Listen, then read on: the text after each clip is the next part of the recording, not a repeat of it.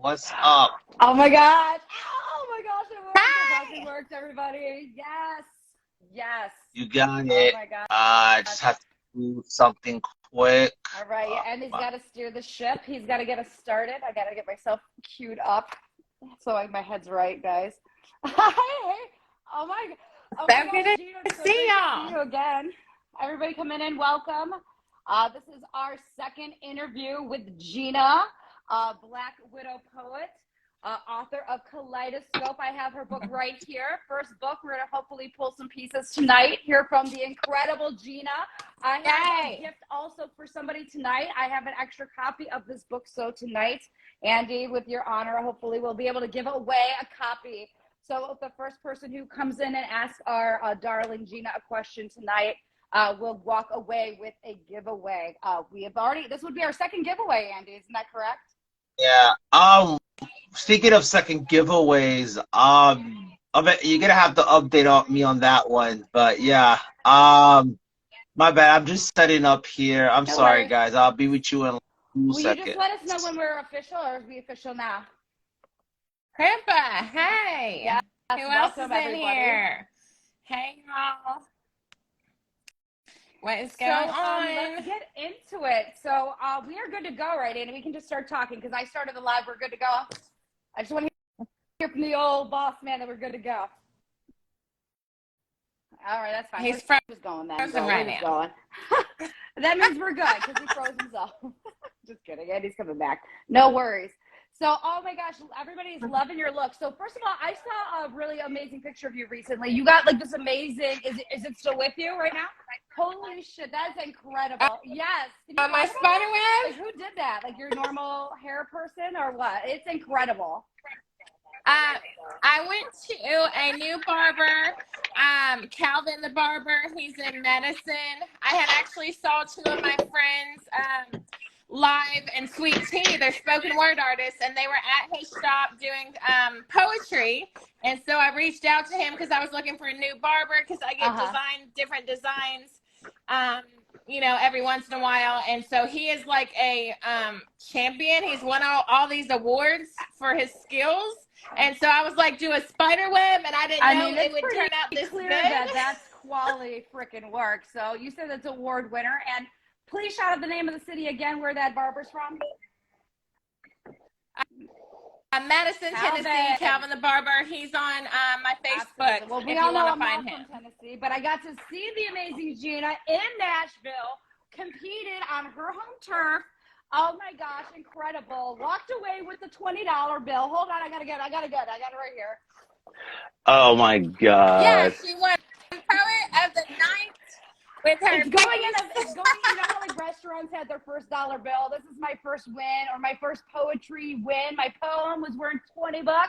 I mean, incredible time, but like, you've been on that place for a long time. Can you talk about that specific open mic that we went to, Poets Playground? Yes, so we went to Frizzy Productions at Island Vibes. It's called Poets Playground, and when I first started performing on Instagram Live, I was doing it with the Poets Playground because I heard about it, and so that's when I met Frizzy, and that was over 2 years ago now. And now he throws shows. He has that particular show we went to every Thursday night, and it's a lot of fun because you can compete for different prizes, and then you vote, and then there's like Caribbean food. And I gotta say, it's too, just so much fun. What I thought was really exciting, I couldn't get to it this week, but they also seem to host some virtual open mics too. And I thought that was pretty cool because even though not all of us are from Tennessee or can make it to Tennessee, that they're still also doing these other things as well. So I got to meet Frizzy, and he's pretty incredible backstory as well. I'm hoping, Andy, that we can get him on the show too. I know he does a lot of work as well, but it's so incredible that you guys locally have a chain of poetry community members that are live, and especially you have a specific group called Prodigal Poets, correct? Can you speak on that? Because that's another thing that this girl Amazing is doing. I don't know if you guys know that, but she's got her community going real strong with in-person live poetry game. So talk about this Prodigal Poetry thing. Yes, so the Prodigal Poets is the poetry crew that I had created a year ago now. So when I started going to shows, I met up with other writers and authors and performers, and I started a group chat on Instagram and Facebook. I was just calling us Tennessee Poets, and I was taking pictures and videos and linking them. And then we were like, well, let's come up with a name, and we voted on a name. We had different options, and there was like Mouth of the South, Poetic Justice, and Prodigal Poets. I wanted Poetic Justice, but I got outvoted. So it was Prodigal Poets. And then we came up with the logo, the Eye of Horus. Our mission statement is redemption, rebuilding. And so then we just kind of went from there from one show. Now we have 10 shows in like 6 different cities, multiple different venues, and it's all like poetry for the people. They're free open mics. And it's just amazing. I think that's cool that you do that. Yeah. Oh God. I was like, no, so I have to ask, like, that's pretty cool. Like, I'm just on Instagram one day, all of a sudden I see Angela. I'm like, wait, what? Wait, what? Did I miss something? You didn't tell me nothing? Like, what's going on I'm here? on a mission, man. I'm just trying to meet as many poets as I can. Hey, you know what? When you have a car, hey, right, everything works, right? I told Annie I'm running as far away from my problems as I can. Oh God. And I went all the way down to the Gulf Coast. That was I'm at so the Gulf awesome. Shores tonight. We'll be heading our way back north tomorrow, but we're at the Gulf Shores tonight. So here's my beautiful backdrop. That's awesome. In fact, nobody cares necessarily about the Angela Murray story, but the Angela Murray story is this, Andy. I've been in a different location every freaking live that we've had. Isn't that incredible? I'm keeping the streak up. So let's. This is the Angela Murray World Tour. But I got to meet the incredible Gina, and I think this would be a perfect time. Let's hear from you. You got a poem right off the cuff that we can hear your work? Because incredible, like, oh my gosh, I got to see her live. Oh my God, it was so fabulous. So let's, if you got one ready, because I have a few selected too that I wanted to put up. Of course. Of course. So I will do my piece, Bewitched, for you. This is a magical, enchanting piece about witches. Fear not the witches, but those that burn them alive, jealous of them taking power from the earth without poisoning the soil. More entertaining being the magical enchantress than the helpless princess who couldn't toil. Although widowed, alone, talking to animals, however embodied with the power of a sorceress. Call me a necromancer, watch me sparkle outside with pride. Curious on how I dress, it's the true me, not to impress. The words I write, wanting to gain some insight, asking me if I might be a complex hex, left you perplexed. They tried to drown us while worshiping God.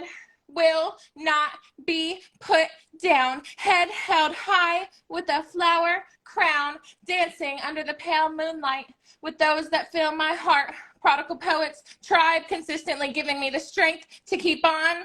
Can you hear this enchanting song? Insides formed from the sands, melted together from when I was scorched at the stake, from those that wanted to take. Bewitched wounds sewn together with dark thread, she double stitched. Made a new life for myself while embracing haunting nightmares. Will you wake up scared of what you did? It will not be hid. Come for me again. Hear sounds of a screaming woman that can't be submerged. Shadows cast of the southern skinwalkers from the woods emerged. Just misunderstood. Moonlights of those eyes, glow in the dark battle axe, arrows of defense. It all makes sense. Such a sight to be seen. From the darkness emerges the queen. Let those realize inside the past storybooks all have lies. This world is full with friendly, judgmental faces that go to church on Sundays. And there are colorful tattoos and scars, wearing eclectic clothes, gravitating close to those. This may be the day that you learn. I'm the descendant of the witch you weren't able to burn. Wow. I love how you read that, by the way. That was fire. Talk to us about that piece right there. What was the process of writing that? I don't know. I saw myself in like you know those like I don't know if this makes sense. Like those Disney movies like Ursula and stuff like that, or is it Snow White with all the witches and stuff? That's exactly what I saw for some reason. Like they all came together, but they're all in competition with each other as well, type of thing. That's the way I saw that. That was pretty cool though. Like talk to me about that piece. So, I'm really into like medieval times and the Renaissance era, and I just feel like I relate to those type of women who, I mean, I live alone with my animals. I'm a widow. Like I'm into dark things. I mean, I like spiders, and so back then they would think I was a witch, Mm, and so I wanted to write a piece about them and how I related. that is awesome. That's awesome. Yeah.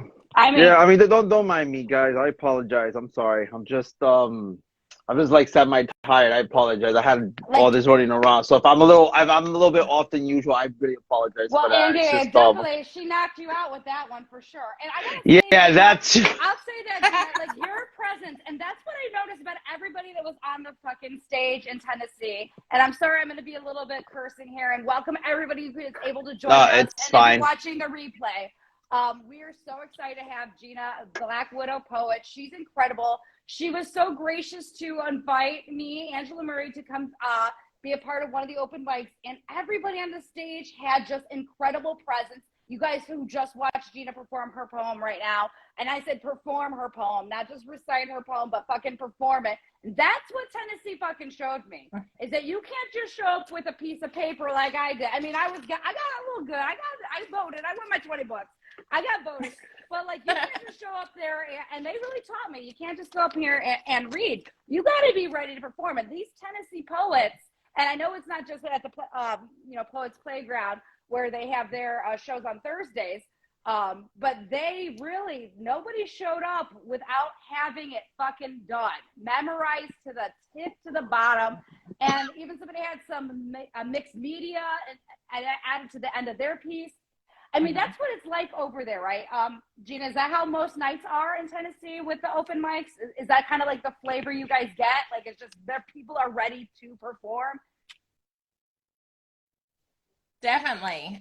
And a lot of people come with their new pieces that they just had memorized. And I like to sometimes have musicians create or compose pieces that go with my poetry, and that kind of takes it to the next level. So I love doing that as well. And it's just something different every show. There's new poets that go on the stage, or they didn't even they came to watch the show and then they got inspired, and then they're like, oh, that happened the night you were there. Right. They were like, oh, I've never done this before, but y'all inspired me to get up on stage and do this piece. So it's just, and there's been 2 marriage proposals at the 2 different poetry shows. I've seen 2 marriage proposals. I'm like, wow, wouldn't that be amazing to be proposed to at a poetry show? Oh my Putting it out God. there. Oh my gosh, I love it. Oh my Yeah. So God, Andy, how beautiful would that be? yeah, no. So I have a question because I know I was trying to listen to everything you guys were talking about, and you said about reciting and memorizing. So, in your honest opinion, difference between reciting something and opposed to memorize something, and what I mean by that is, because let's say I could memorize something and I'm reciting it without the piece of paper, rather than actually memorizing something where you're just like, okay, there it is. I memorized it, but now you're expressing the emotion. Like, can you walk, in your opinion, what do you believe could be the difference between the two? So performing poetry is more like you're watching a movie. It's more theatrical, like a play. I like the artists that use a lot of gestures, that walk around, that have the eye contact and the crowd engagement. And so I try to do all that, which I can't do all that if I'm reading from a phone or looking at my piece of paper. So that's why I have at least 5 good pieces that are memorized that I can just go to any show, and I can just walk around either with a mic and not, I don't like being stuck behind the mic. So it's better to be able to, or without a mic, then you can use both hands to gesture. But I mean, it's hard when you're holding a mic and then you have to hold a phone or a piece of paper. But my memory is not as good as some of the other poets. So these pieces that I have memorized took me hundreds of times of practice. I record myself either on video or a voice memo, and then I put the radio on loud and then walk around and just recite it in the shower, in my car, just over and over till I get it right. Wow. I try, it's funny, so as far as memorizing, you talk about the video. I think that's the easiest way for me to memorize. I think if I read something a whole bunch of times, I feel like I might mess something up, in opposed to let's say if I recorded myself saying it, I guess, if that makes sense, and then I would hear it they're kind of like when you listen to music. So I listen to it like that. Like when you listen to music and if you hear it enough times, eventually you'll know the lyrics to the song. But so I feel Andy, the same way. And it's Andy, funny. are I'm you going, like me though? Andy, go ahead, finish your point. But I gotta ask you about a question. no, because I was gonna say, there was a piece that I used to get, one of my pieces used to get read a lot, right? It was called From Your Youngest Son. Different people have read that particular piece because I've heard other people recite it. So even though, I don't want to say recite. Oh God, I've heard other people read the piece live, but the structure was the same, but the voice was different. But because I've heard it so many times, I'm actually able to memorize that piece without looking at the actual paper, as opposed to, let's say, if it's a brand new piece and then I have to read it a whole bunch of times, like you said. So it's interesting. So I think for me, if I memorize it, I would have to really listen to it as if it was lyrics. I'm listening to a song that I like a lot. I think that's the only way for me. That's just me, though, personally. Yeah, and you, even the best spoken word artists mess up on stage. Everybody messes up, but you just gotta keep going. Nobody knows you messed up because they don't have your poem memorized. So This is keep going. true. I keep hearing that. Yeah, everybody I speak to tells me that every time. Only you know you messed up. And just don't, because, like you said, they don't have the thing in their hand. What irks me when a poet's like, I forgot it, I just messed up, and they just walk off stage. And I'm like, I want to hear the rest of the poem. Just get out your phone and read the rest of the poem. Word. I had to go back to the lyrics thing because it's kind of something that's kind of funny to me, because I struggle with lyrics because I usually hear something that's completely different than what the lyric is. And I will memorize a song with a completely different lyric, and it will take forever for me to change it. So I don't know. That happened to me. It's interesting, right? God, this is all right. This is kind of the funniest story. So back in junior high school, I listened to a weird range of music, right? So I don't know if you know this band. Well, it's not a band, it's like a group. It's called LFO or whatever the case. I don't know. Do you know? Yeah, LFO. So they have a song, right? Yeah, they were in that same. They fall into that same boy band genre, I guess. So they have a song called Summer Girls. So I guess and you said something very interesting, because I think it's not that you messed up. I think sometimes when you hear it a certain way, it comes out a certain way, and then you realize later, okay, that wasn't the case. I don't know what it is, but they have a song called Summer Girls, right? So there's a part of the song that says, I like girls who wear Abercrombie and Fitch for so long, and I felt so stupid later on in life. And I thought he said, I like girls at a club eating fish. And I used to say this all the time. And then one day I had lyrics, because back in high school, going to college, I had access to a computer. And there used to be this thing called Music Match where you could look up the lyrics and stuff. Yeah, so I was like, oh, let me look up the lyrics. I'm singing along. I'm like, wait, girls who wear Abercrombie and Fitch. I felt so stupid. And now I had to remind myself, okay, it's girls who wear Abercrombie and Fitch, not girls at a club eating fish. And I always said, okay, why would he like girls at a club eating fish? I think that would be Shouldn't they be singing? At a club eating fish is cooler. I do that, and I don't wear Abercrombie and Fitch. I do like that though, Andy. I think that's a great. I'm like, you stupid. I was telling myself how stupid I was. I was like, oh my God, Andy, you're so stupid. But it was the funniest. Oh my God. So, yeah. This would be a great time. So can you talk about your first collection of books? Because I know you're working on a second collection, and I want to get into that too. But can you talk about Kaleidoscope at all? So Kaleidoscope, where did it come from? This is my artwork on the cover. So I do impressionist acrylic on canvas. I was an art teacher for a while at Wine and Design out here at Franklin and Spring Hill Studios. But then it went virtual and like private events, and then my poetry kind of took over. So this book has 83 pieces from when I was 14 until a couple years ago. I published it 2 years ago, and it's on Amazon and Barnes & Noble websites. So it talks about love and loss and strength and resilience. And my main subjects are about overcoming death, beating stage 3 breast cancer, and domestic violence. So that's that book there. And then my most recent book is Poets United, and that's my artwork as well. And this is a collaboration book with Eric Shellman, and he's a poet in Texas that I met a couple years ago, and we decided to do a collaboration book with different poets. It has 51 poets from around the world, and that one's on Amazon as well. Nice. Oh, wow. So they can get both now on Amazon? Yes, they're both on Amazon. Oh, wow, wonderful. So, talk to us about the artwork behind that book right there, Poets United. Talk to us about the artwork. So this is another piece that's acrylic on canvas, impressionist acrylic on canvas. This one was called Island Sunset. This is actually, I did this piece for a class that I taught. It's one of my favorite paintings that I have. So these that are my book covers, I keep them.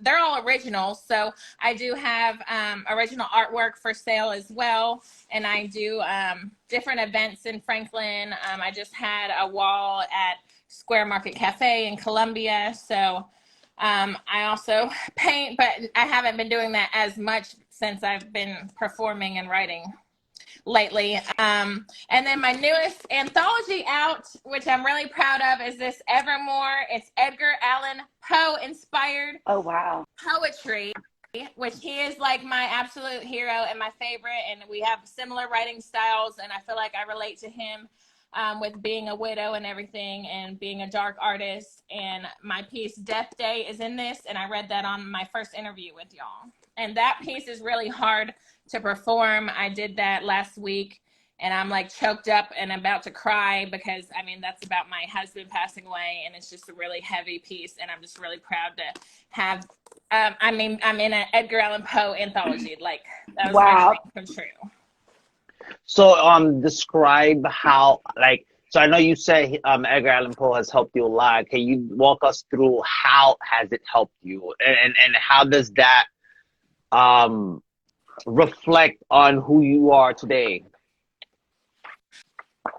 So poetry has just been really therapeutic and stress relieving for me. When I started writing, I started with a diary, and then that evolved into poetry, and I kept my poetry quiet for like 22 years, but it was still an outlet for me. I started writing a lot more after my dad passed away in 2009, and 3 months later my husband passed away, and poetry really helped me grieve and get through that time in my life. And then I had always wanted to write a book, and then I finally did that. And with Poe, I was reading his stories and his writings, and I just felt like I could see myself in what he was writing, and I really related to it. And so I picked up that kind of style of writing, which is more like storytelling. And also I write about mostly of what I've been through. Well, if you're just joining us, welcome everybody. We're talking to Black Widow Poet, this incredible live performer, but we're also moving through her hard copy. This is her first collection book, Kaleidoscope, and she just went over 2 other books, one being a collaboration and one being a new collection of her work. If it's okay with you, can I read one of your pieces from Kaleidoscope? Of course. No, my bad. I'm sorry, guys. I just want to just give a shout out to people who just came in. Wait, hold on. I'm sorry. Eli Joram says, amazing use of colors in your art. Love the orange. And this is Jane Spoken Word says, hey, checking out your platform. We'll be back. Geo Monster just came in. And then Eli again says, "You resonate so positively, great vibe." That's Yeah. just reading the comments Thank so you far. so much, Andy. I'm so glad that you did that. Because again, I'm going to read past, which is on page 58. And I'm definitely not going to be performing it to the level of this incredible way that Gina does. I'm just going to do this real, because again, I just want everybody to kind of get another sample piece from your collection here, the first book being Kaleidoscope. And this is actually a good time, Andy, if anybody wanted to request to come in and even speak with our poetess, ask a quick question or even just comment in, please feel to request to do that. I have that pinned on the bottom. So seriously, this is a little bit of an open mic format. We enjoy the open mic format. So if anybody wanted to come in and speak, what happens the first person? Talk about whoever we comes do have in a first. giveaway too. If any brave soul, I do have a free copy. It will be our second giveaway. We sent out Arthur Wilhelm's poetry CD to Tanya Bear. I'm waiting to receive confirmation that we got it back, that we received it, but I did send it. But I do have a copy. Gina was so gracious when I got my copy to let us snag an extra copy for a fan as well. Because again, we're here supporting all of our poetry people, all of our creative writers, all of our artists, musicians. We want to have your work celebrated, and we need to pass it on, because it's not just fair to look at it on the internet. No, we want you to be celebrated in the way that we got to support each other. And we have one. I got one for you, so don't be afraid. First one to come on. Yes, free giveaway, guys. First person that logs in with us and jumps in with us gets a free book. And you don't have to turn your screen on if you're embarrassed, but you love a free giveaway. Just request Step out of your it. shell, guys. Yeah. Step out of that shell. Don't be like a turtle. Again, Actually, I want come out. to send this because we sent a cute little gift package. I sent a cute little gift package. I don't know. That's a weird analogy. I know. I'm sorry. But Andy, wasn't the gift package really cute that we sent to Tanya? It was not just the CD. Yeah. We put a whole little love in there. So again, we celebrate you guys. That's what we're all about. We're all about community and celebrating these incredible poets. So again, I have this incredible piece. It's on page 58. It's called The Past. And then I had two others I had pulled up, but I just wanted to read this one for sure. When I met you, I thought I couldn't ignore the feelings that were there. Your smile, the expressions on your face, your touch. How could I care so much? How can all of this be, you and me? Can we live happily with no more drama, pain, or sorrow? Only looks upon tomorrow. Could I have peace at last without problems from your past? With all of this at hand, you could be my man. You came at the right time. Could I call you mine? Time matters not in love, for it grows quickly, yet never dies. But it's the heart that flies. Through written words, my feelings express. The thoughts inside are waiting to come out. No one ever heard me as my feelings flow. I will not let you go. Wow. I love that. I relate. I resonate with that a lot, actually. That's, I will wow, not very let beautiful you go. piece. And I kind of pulled this one too because we had an interview earlier too with Greg Manzi, and he talked about this longing nostalgia about we love to go into having the delicious memories of the past, but at the same time they're bittersweet because they're the past and they're no longer there. And again, I will not let you go is like that, like that's something about that last. There's something about really that line that weighs heavy. All the way through, but I knew I had that last line ready. No, see, you should use it. You're not supposed to say that. Shush. I know I'm not. Only to say she that, knows. I gotta be real, y'all. I can't be fake. I'm a teacher. I cannot accept poor work. What up, Jacob? So everybody, welcome. Can you speak on that poem at all, or at least part of the collection? Because this is towards the middle of that. Yeah. Or you got something else for us, Ann? Hold on. Eli says, "Do any of you resonate with Alanis Morissette, Jagged Little Pill?" I thought of that song. Yeah, I can see why. Yeah, I can see that. Alanis Morissette was a very interesting artist, especially like when she first, because it's funny, I don't know if a lot of people know this, but before she did rock, she did like some weird pop music in Canada, and then she transitioned to the United States with that album, Jagged Little Pill. When you put that in perspective, that actually makes sense as to why you could resonate with that along with Gina's poem. So I can see that. I can see that. Yeah. What Well, about you? let's hear from Scooby, Gina. what's up? Richard, hello. So Gina, what about you? I mean, you're the author. Again, we love the fact that when we think of poetry and writing it, it's really a three-pronged system where the artist, the writer, they have their own vision going in. Then we are hearing from the reader or the audience here, some of their visions are coming in, how they're connecting it to their experience. And then what we're doing here as we're talking about both avenues, the writer and the author, the reader and the listener all together. This is really where the three part comes in. So what about you? I love Alanis Morissette. I'm going to check out Jagged Little Pill again once I get off of here. That was by, that question was by Elijah.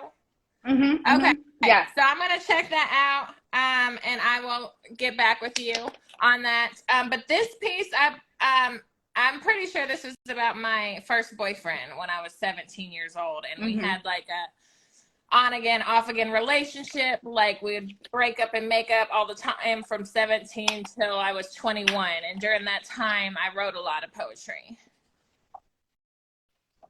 Was that where you started writing poetry? No, you said you started at 14. So 14 with a diary, but then for a couple years I started writing poetry. Is that really where you found kind of your poetic voice when you hit that age? Is that, I mean, I'm not going to be, that's where I found mine. I found my poetic time when I was a teenager and my first little, first love situation. And he wrote poetry and I wanted to write poetry. So I relate to that. I resonate with that, but that's not necessarily your story, but you want to speak on that? Right.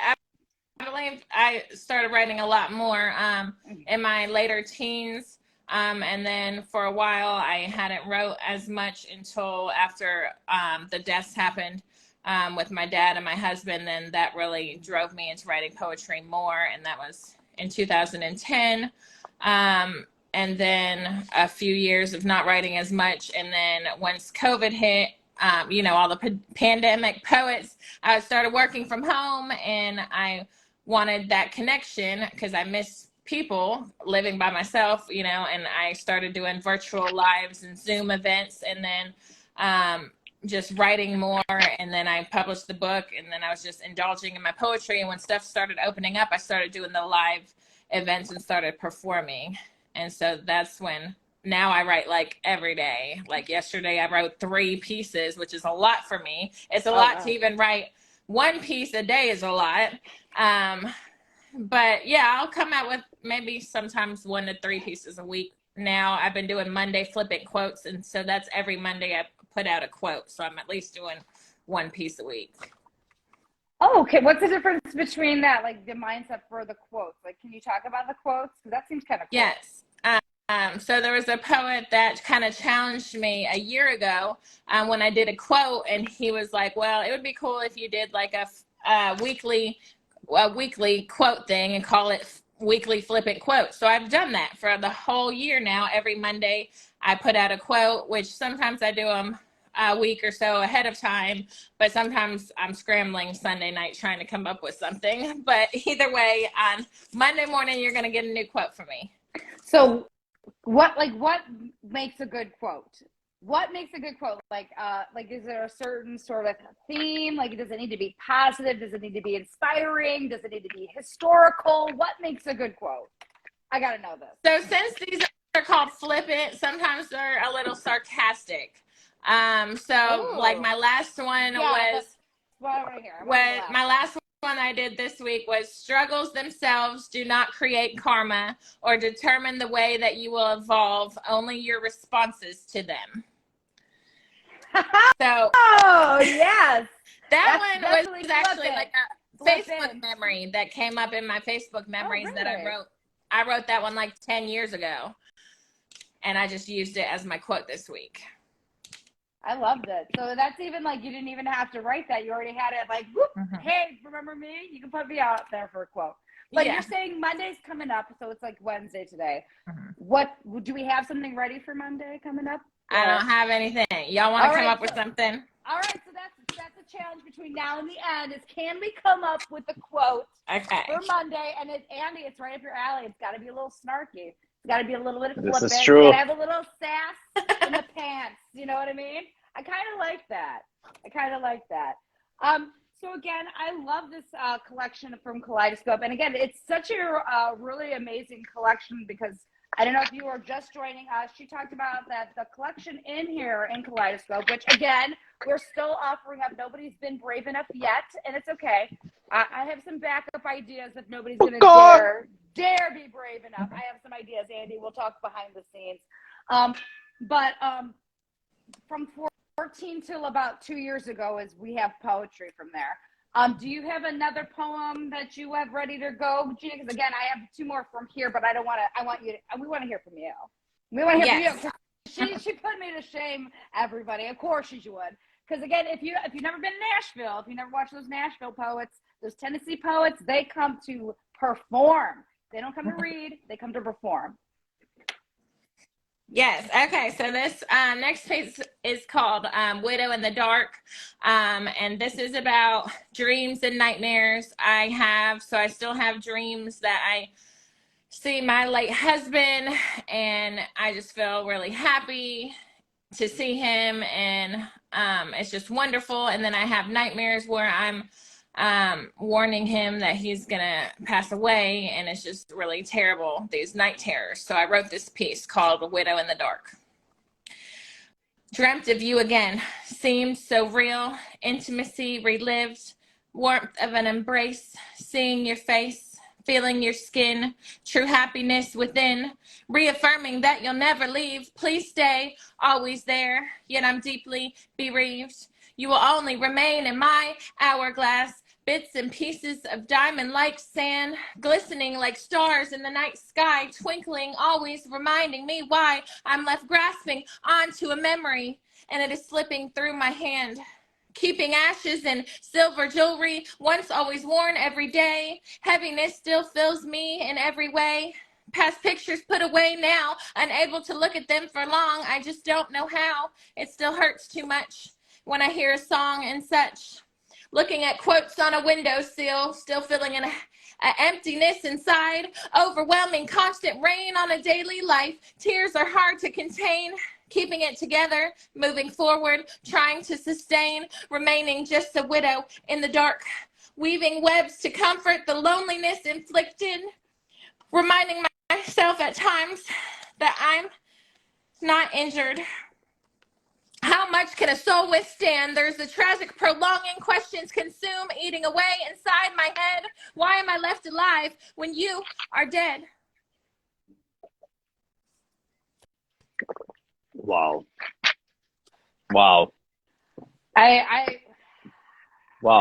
Andy, I don't know if you can talk, but I know. No, I'm like speechless right now. I'm so sorry. I'm like really speechless. I mean, I want to say this too because I don't necessarily want to, because I know this is a story that you've opened up a lot of times. And maybe again, like you talk about the concept of dreams are welcome, but they're also bittersweet because you wake up for them. This longing nostalgia, that's the theme of the day. This longing nostalgia where it's good to have it, yet it's at the same time it's fucking gone. It's never coming back. So like at times it's good to talk about it, but at times are we opening up the same wounds back over? Because some of us might not be familiar with your story, and if you are just joining us, welcome. Right. We are talking to the amazing Gina Carilla. If you just missed her amazing piece, she just performed "Widow in the Dark." It was about her whole experience. Do you want to go ahead and share that story? Because again, to be a young, yes, go ahead. No, before you say, I was gonna say, as far as because you said about you talking about the wounds and stuff like that. One thing I've learned too, like let's say sometimes you go through stuff and it hurts, and then let's say you remember it, and you know how sometimes you start crying because let's say, oh man, I did that pain still is there. It's like even though that thing hurts you, I don't know if this is gonna make sense. It's like even though at the time it hurts, I don't stay hurt, but the memory of the hurt is still there, so it feels like it's still wounded. So it's like a scar. It's like the scar is still there, but I'm reminded. But if I touch the scar, it's not gonna hurt. It doesn't really hurt because it's old now. But it's just the reminder of the scar hurts. And Andy, sometimes we want to bring that pain back. because that pain at least means I'm thinking of you, or that pain still it's Yeah, there. yeah, That's thank you for sharing that, Andy. I mean, yeah, your piece is so powerful, Gina. It's so incredibly powerful. yeah. Your performance. If you're just joining us, you missed So a fucking hell of a Brad. performance. Watch the replay of that. Gina just performed "Widow in the Dark." She is a young widow. So you lose your father first, right? You said you lost your father first. I lost. And how did my father? 2009. He was an alcoholic. He had drank for 35 years, but in the end, he was trying to get better and stop. But it was just too late, and I actually found him at his house. So that was really detrimental. And then 3 months later, my husband passed away from sleep apnea. He had a bad case of sleep apnea, had the CPAP machine, really needed to get the surgery done, but it was really extensive, and had the sleep study, and he just didn't want to get the surgery, and it was too late. Like, by the time I got to the hospital, he had already passed, and he just never woke up, and it was just a complete shock. And at that time, I went on medical leave, I think, for 6 months, and saw a psychologist, and I wrote a lot during that time. Kind of traveled, and then, I mean, these pieces, I mean, I still get choked up and want to cry when I perform them. And the other day, I actually was reading our letters back and forth to each other, and I found poems he wrote to me, and I performed poems that he wrote to me at one show, and that was really hard to get through that. Wow. But I mean, he's now a piece of me, so I mean, he lives on through that. I kept his last name, and I'm going to see my mother-in-law in Chicago next month. I have 3 shows lined up out there. I'm going to stay with her for a week. We're really close. Oh, wow. And so I get to go see that part of my family out there. Oh, awesome. So you're also going to be performing 3 shows. Can you speak about that at all? So, are they going to be the same place 3 times? Are you in 3 different areas? Are they 3 same type of shows, or they have different themes and whatnot? There are 3 different shows. One of the prodigal poets, Jennifer Triboulet, she actually moved out there, so she'll be able to drive us to the shows. And there's a lot of poets out there that I've connected with, so they're actually going to be 3 different venues. So I'll post. You can check that out on Instagram or Facebook and see where I'll be at if you're in the Chicago area. Midwest people, we got to get together, Midwest people. This is true. Check it out. Oh, yeah. So absolutely. You said that's going to be starting next month. So in April, you say? Yes. I'll be out there April 15th through the 22nd. All right. Chicago, April 15th through the 22nd. Well, I think I've seen some flyers coming your way. But again, if people are just getting to know you tonight, you never know who's joining us, who's reached out. Because again, I never knew half the people until Annie brought me on this ship. And it's been incredible to just meet these incredible things. Oh, my God. Stop. It's not about me. Again, if you started out just watching it tonight, I actually got to meet Gina last week on Thursday on her home turf doing an open mic. And like Gina said, she's going to be in Chicago this April doing some open mics over there. Is this the first time you're performing in Chicago, or have you performed out there before? Nope. First time in Chicago. So I'm super excited about that. Yeah, Chicago's a very interesting place. Oh, yeah? How come? I was there. Well, no, recently, so and my brother lives there. No, so I only know about Chicago because I had friends that used to go to these punk rock places, these punk rock spots, and for example, like one of my friends is into Rancid, Operation Ivy, and stuff like that. Bouncing Souls is another group, and I happened to go to a Uno's over there. This is when I first heard of Uno's, and so whatever, they're known for the deep dish pizza, but they had that particular one happened to have a slice. So I'm like, okay, whatever, I'm eating whatever. And the waitress comes up to me and says, "Oh, so I see you're not from here." I'm like, what? Like, it was just so random. And I'm like, what do you mean I'm not from here? Oh, because the way you eat your pizza, we don't eat pizza like that here. I'm like, what are you talking about? Like, it was just so funny but weird at the same time. Because I said, look around you, I'm like, what? And I was eating with a fork and a knife. And I'm just like, okay, but this is how I eat pizza. Oh, so yeah, that's a New York thing. We don't do that here. I'm like, okay. Like, I guess. And that was like one of the first times I encountered something like that in Chicago. And I'm just like, okay, thanks. But anyway, welcome. And it just walked off. And I'm just like, wait, that was so random. Like the most randomest thing I've ever experienced. Pizza like that here. I like that.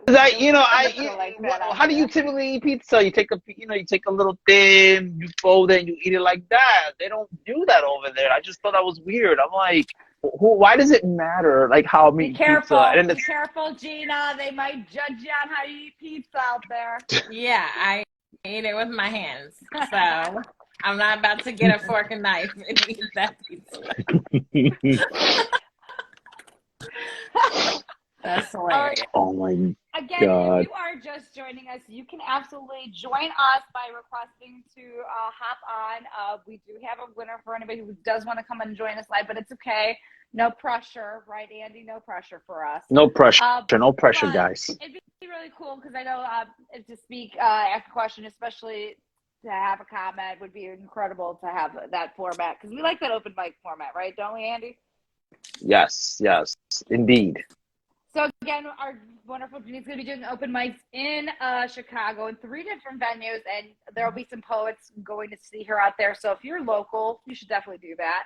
Why should poets try open mics? Because I got to do my first open mic. I know Andy down there is interested in doing one as well. Yeah, you know what's funny? You know what's interesting? The only time I actually been on stage was back in high school. I did it twice, and that was the only time I actually went on a stage and recited poetry, and that was pretty much it. But then, like, I never knew what an open mic was until later, obviously later in life. And I'm just like, I want to go to an actual place and do an open mic. One day, I say, you know what, Angie, you're going to have to pick me up and we're going to have to go to Nashville and we're going to have to do the thing, like what you did, basically. Yep. I have to. Yeah. Drive the RV. It's just like at the RV. We'll just pick everybody up along the way. I'll go out to Detroit and pick up Leon on the way. Yes. And come over to get you guys and come on down to Nashville. Because I think that's exactly we got some more people who want to join us too down there in the chat. I'm seeing it. That's awesome. We should get a sign up sheet. Yes. Oh, yeah. Wait, so Eli was asking, how can I come on to join you? As in, like, on the live now or on the actual, the Nashville thing? I think we're talking about the RV trip, dude. Oh, yeah. So that, I guess we'll have to meet up and rearrange that somehow. If you want to join now, you'll go, what was it, the bottom of the screen? I can't see it on my end. There should be a... Yeah, I did send an invite, but it's okay. Oh, we did. Yeah. Oh, wait. Hi. Oh, let me turn around. Hello. Where you at? How do I turn my... I just see some shoes. My name is Alihio Abraham. Hey, let me get that. On your screen, there is a circle button. So there's a mic, a camera button, there a we circle. go. Yep, there you go. Hi, hello. Wait, so that means he's the winner, right? That means he's the winner of the book. Yes. Yeah, you call me Alihio Abraham. No, you were going to win anyway because of your participation tonight. You deserve this book from this amazing poet, and especially bringing up the Alanis Morissette connection. So thank you so much for joining us. So do you have I invited you because thank you for popping on. Do you have a comment or question for Gina at all? Yes. I love the fact that you talk about the things that hurts, the things that was struggle you're going through and how you came out of it. And not that you came out of it better than where you were, but you came out of it with more wisdom and more thankfulness in your voice, the way you talk and the way you carry it. I love that because most people need to hear that because some people are going through mourning, like I lost my parents and stuff, and we feel it. We vibe with you. We feel that vibe. But the good thing about it is it doesn't get better, but it feels differently, and you come out more wiser, more evolutional, better. And that's why I love that you do that. And I love that that she put you on the show and that you broadcast that out because that's what we need to hear. When people going through mourning, they need to hear that. It doesn't get better, but it gets different in a good way, in a better way. I don't know how to best put that. That's deep. That's deep. I could not have said that better myself, honestly. I thank you for articulating that so incredibly well. And that's, I really could not have said it better than myself, Andy. Andy knows me enough to know that I definitely could not say that anywhere near as well. No, that's deep. It is so true. And I think that's what it was because, go ahead. No, go ahead. What were you going to say? You did me a huge favor because I hate this.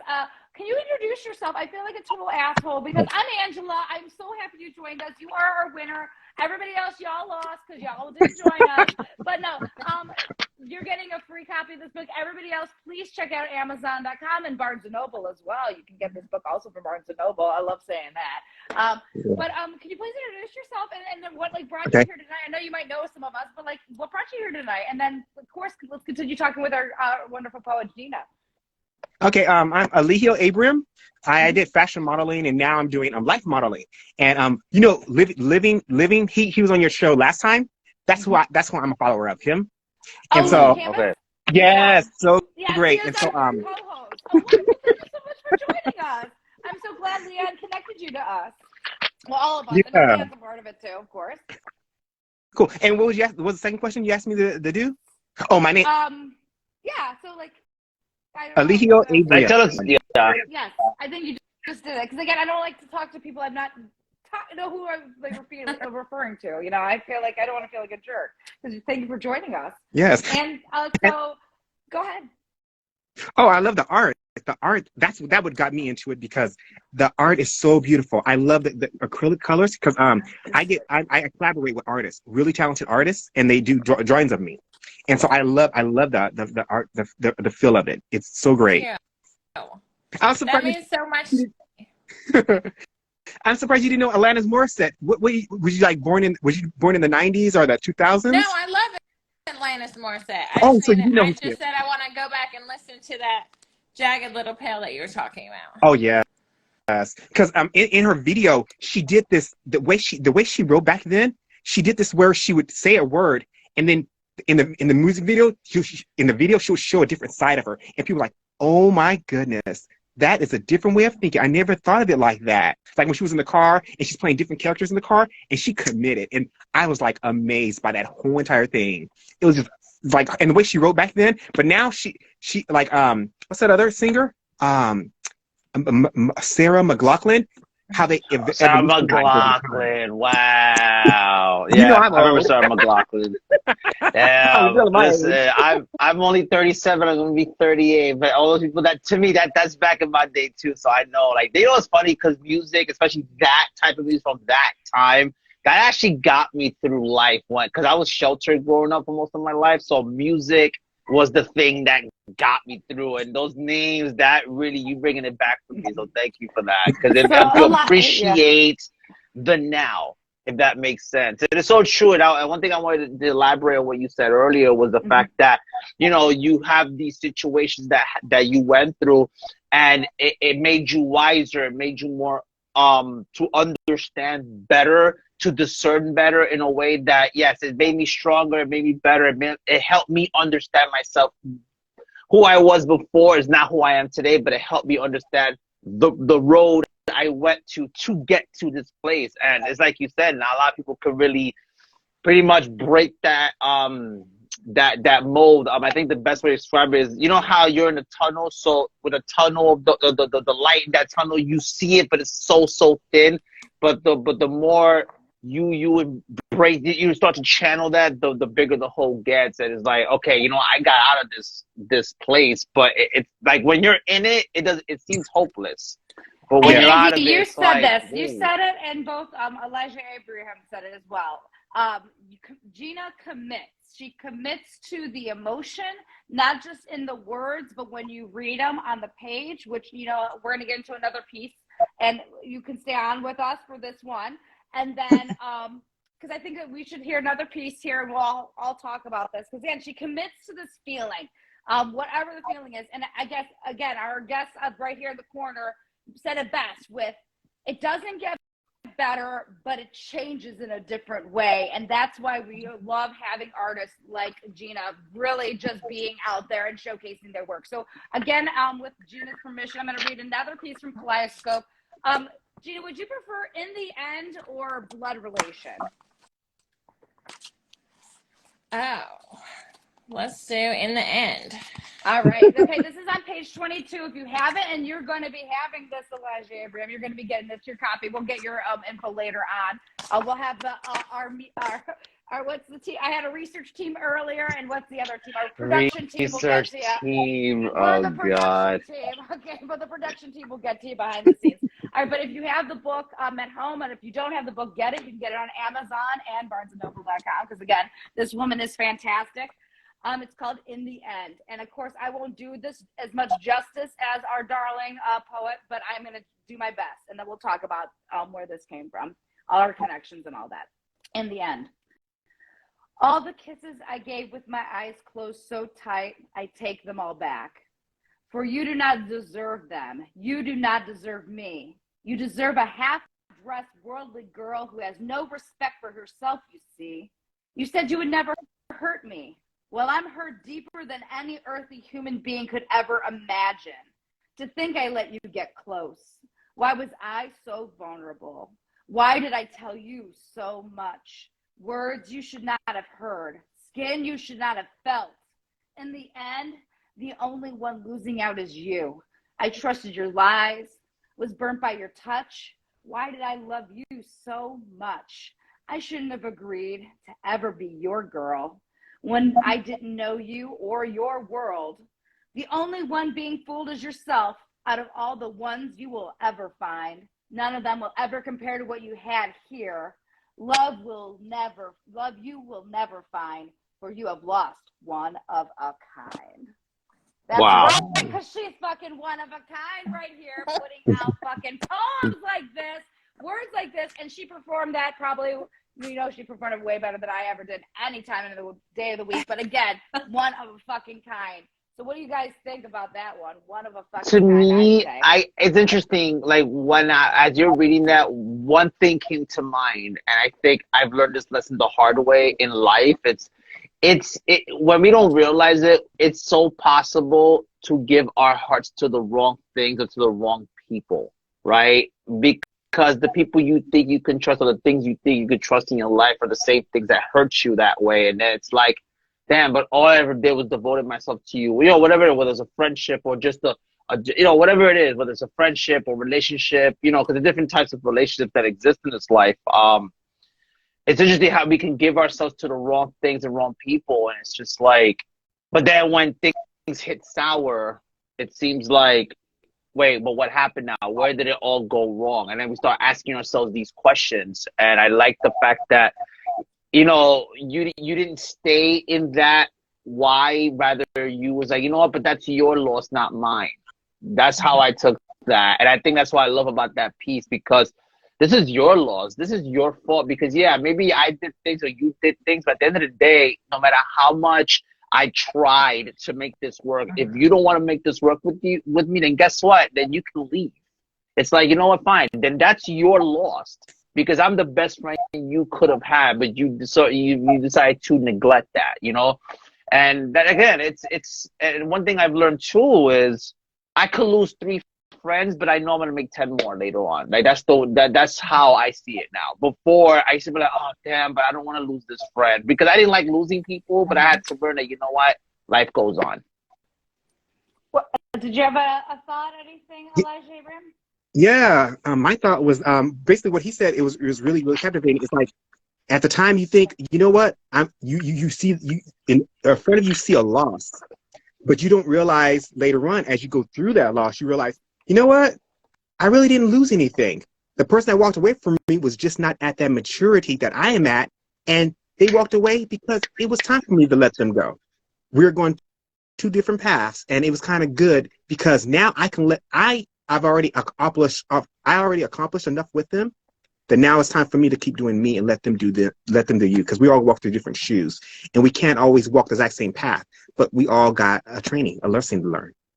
Oh Wow. Gosh, that's pretty well Wow, that's deep. See, because biblically speaking, it's like in the Bible they relate to times in life to seasons. They say that a lot in the Bible, where it's like there's certain seasons in our life. Like we all go through different seasons. People call it phases, but biblically they call it seasons. So it's like at one season some things worked, but then there's gonna come to another season where you're gonna go to a transitional phase where it prepares you for the following season that, like in this case, God has set for you type thing. And it's like that's why One verse of the Bible says, when I was a child, I think like a child, reason like a child, and speak like a child. But then when I became a man, I set aside childish ways. And what they're saying there is not, oh yeah, I mean, yeah, the analogy, yeah, when you're a child, you get older, you got to get away from those things. But what they're saying is there's certain things at that time in my life that worked, but then it's going to come to a point in my life that those things, I can't think that way. I can't speak like that anymore. I can't reason like that. I can't understand things like that no more. And I have to be willing to grow in that season to transition to where I need to be. Like that's absolutely. Oh, good. Because I actually want to say, Gino, did you have anything left? Oh, okay. Okay. I didn't. Well, I was about to ask him. Probably have him jump off anyway. So unfortunately, I was going to say, did you have anything for him before we got into your thoughts on this, Gina? Well, did you have any comments for him, even though he already left? Oh, I just wanted to say thank you so much for everything you said. That really warms my heart. And I feel as that me talking about everything I went through, that really helps me. And you, Andy, were asking, why do I do open mics? The open mics, I mean, it's therapeutic, it's stress relieving. Also, when I get off the stage, it's also addictive. It's a high, like I'm on a high, like it's just exhilarating the rest of the night. And also I step off stage, I network and connect with other people. And then when they come up to me and they're just like, I went through that too. My fiance died too. I just beat cancer too. I went through domestic violence. I've been through abusive relationships, and you don't feel alone. You're like, wow, I'm not alone anymore. And keeping everything inside just really, it isolates you, it hurts you, it does you damage. And I believe the abuse and the trauma I went through my life made me have cancer. And I'm 5 years cancer free now because I only have positivity around me. I don't have any drama and stress around me. And I'm actually talking about everything I went through, and now I'm healthy. And so I believe everything I'm doing now, I'm going to keep doing that because that's what's keeping me healthy. And I can attest to it, Andy. Andy, hold on. Yeah. I can attest to that because when I was there in Nashville, there was this amazing woman who was also there who talked about, you know, because of Gina, she's thinking about getting back up on the stage, getting back up on the mic. She was a participant. I mean, she wasn't on the mic per se, but she was a participant that night. It was pretty awesome. But yeah, she's like, thank you for your story. Because again, she's not wrong. These people, we do feel like we need to have somebody share stories that connect us. And I absolutely, Gina's absolutely right. Andy, you were saying? No. I was, you pretty much just like nailed put the nail in the coffin. But I guess to add on to it is the fact that, again, the fact that you can look back in life today and say, yeah, I survived this. I got through this, and this made me better than who, this got me, let me rephrase that. This put me in a place where positivity is all around me, where there's people, unfortunately, I've gone into a situation where sometimes they just stay there. I'll give you an example. I remember my dad, his mom passed away. It took him maybe 20 plus years for him to really get over that, even until the day he died. I think the unfortunate circumstance with that is the fact that it sucked that I had to take my dad having cancer in order for my family to reconcile the differences rather than sooner than later type situation. So even though, they worked out their problems, but it sucked that it had to take that moment in order for them to really, really fix the issues. And the fact that the amount of time that it took to get to that place. And I love the fact that you were there, but you didn't stay there. Like you found your way, you navigated your way to be where you're at today. And that journey is hard. That is not an easy journey to go. What's up, TC? Welcome. So at the end of the day, that's why people who feel hopeless, they hear this story, they hear your words, and it's like, you know what? If Gina got through this, then guess what? Then that gives me hope to know that I could get through this too. It's not how long it takes. I think that's the problem. We focus too much on how long something takes rather than trusting the process to get to where we want to go to, if that makes sense. Definitely. Absolutely. So please, we had a bunch of new friends join us. Do you have another piece ready to perform for us? Because we need to have another Gina. Because I mean, we're hearing your words, but we're not doing it justice. When it spits out of your mouth. After this, and then please, we want to see if any other friends want to pull us onto the stage and join us and in conversation with Gina. We had Elijah Abraham with us. They are the winner of our first. Second giveaway. They're going to be getting this book again, Kaleidoscope from Gina, which you can get on Amazon. And there's a collaboration between her and another poet and some other ones as well. But do you have another one that we could hear from you, Gina? Yes, of course. I knew the answer was going to be yes, everybody. I just wanted to set her up. I'm going to do one of my new pieces that I just wrote this week called Exclusive Ghosts. Andy. Ghosts. There are ghosts all around me. If I move, they will follow me. Sitting on the trunk, yelling, waking me up.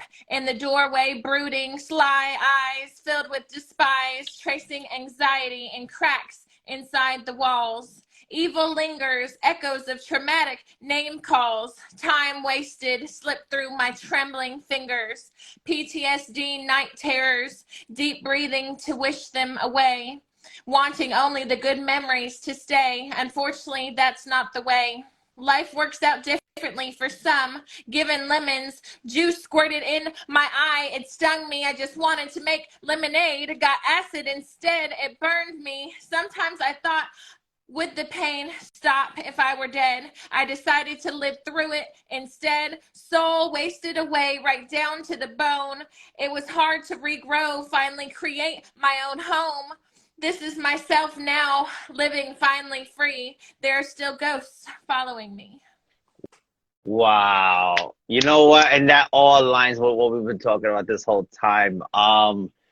It's interesting because I'm not gonna recite anything, obviously. I'm not gonna recite any of my stuff, but I just wrote a piece that talks about spirits where there's certain spirits in my life that even though I don't struggle with that area of my life anymore, but that the spirit of that bad habit or the spirit of that thing sometimes tries to linger, like kind of like when you're peeping through the window type thing, like, come on, is he gonna cave in again? Is he gonna come on? Like you miss me kind of thing. But it's like, you gotta tell yourself, no, I'm not like that anymore. I need you to leave type thing.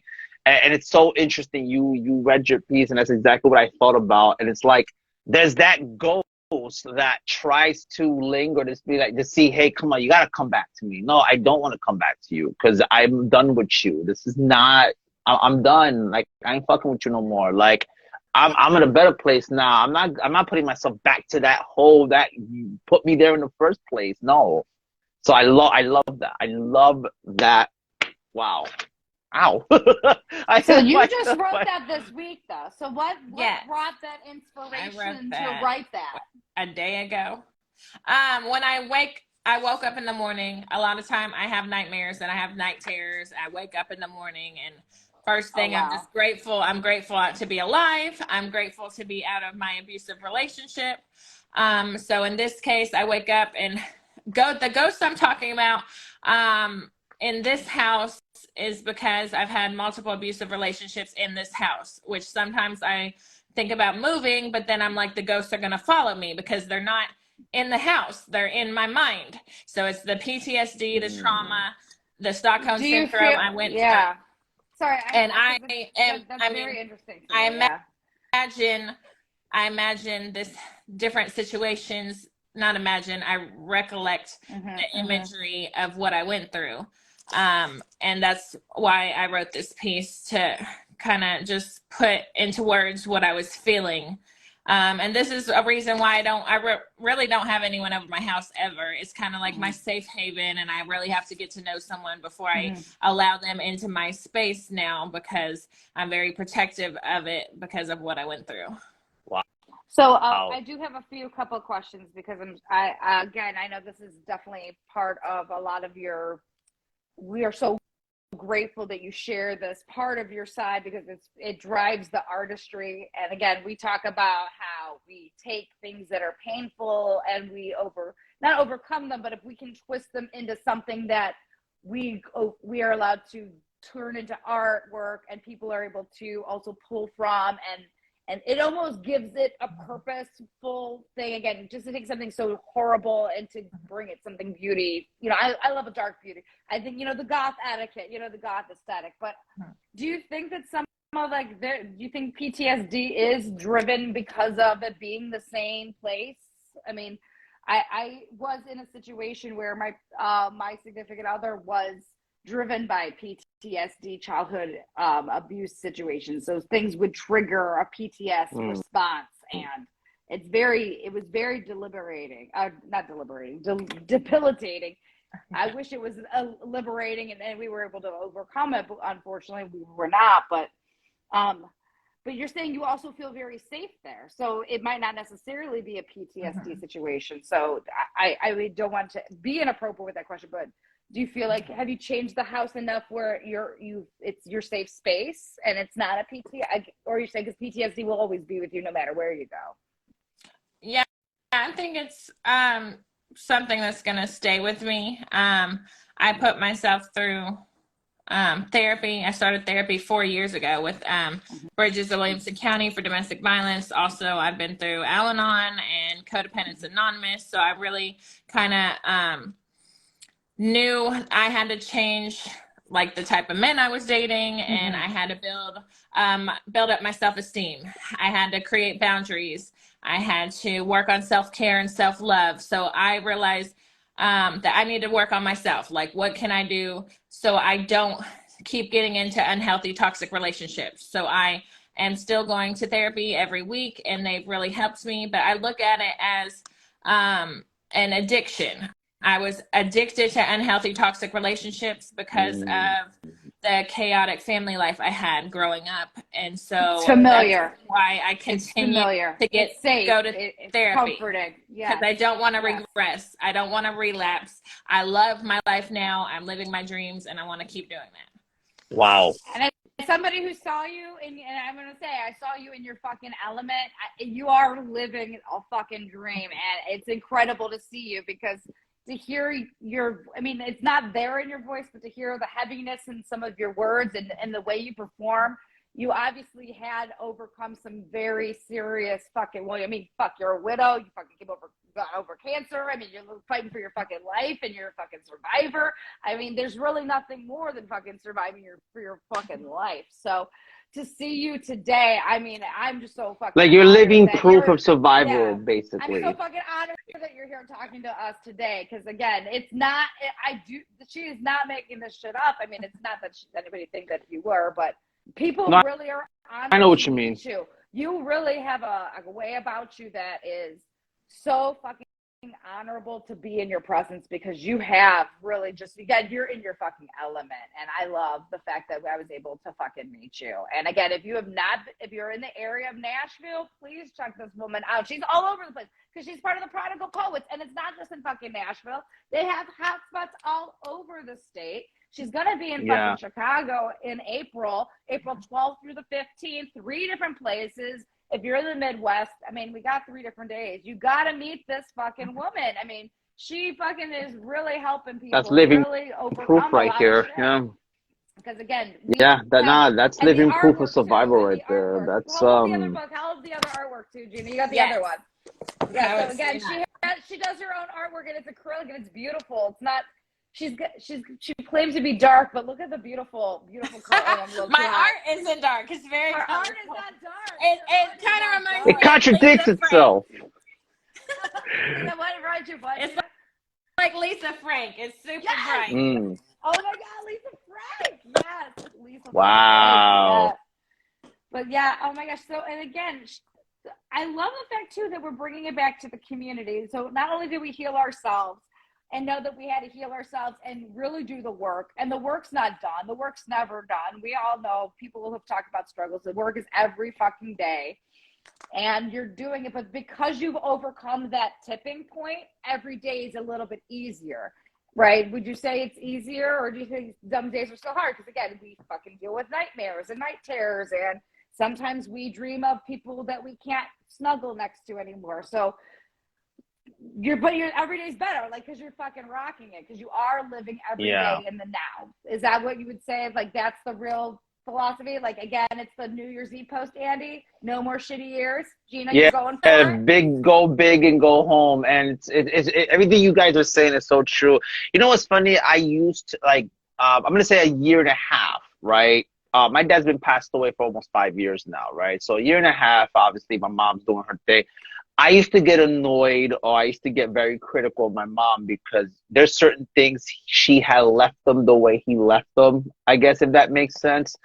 And, you know, I would have conversations with my sister, and, you know, I used to get into these little, not arguments, but kind of like, oh, but why you being like that? Why you thinking like that? And I think, like, what it is, too, it's not on purpose. Rather, it's like, you know, I don't want my mom to get to a place that my father got to when he was moaning over his mom, where for 20, 30 plus years, he's just mourning over that and not talking about it. And one thing I talk about a lot in my lives and in my any conversation is, you know, growing up in a Hispanic household where, especially anything within the 1950s and all that, you know, the 1950s Puerto Ricans, and they don't talk about this kind of stuff.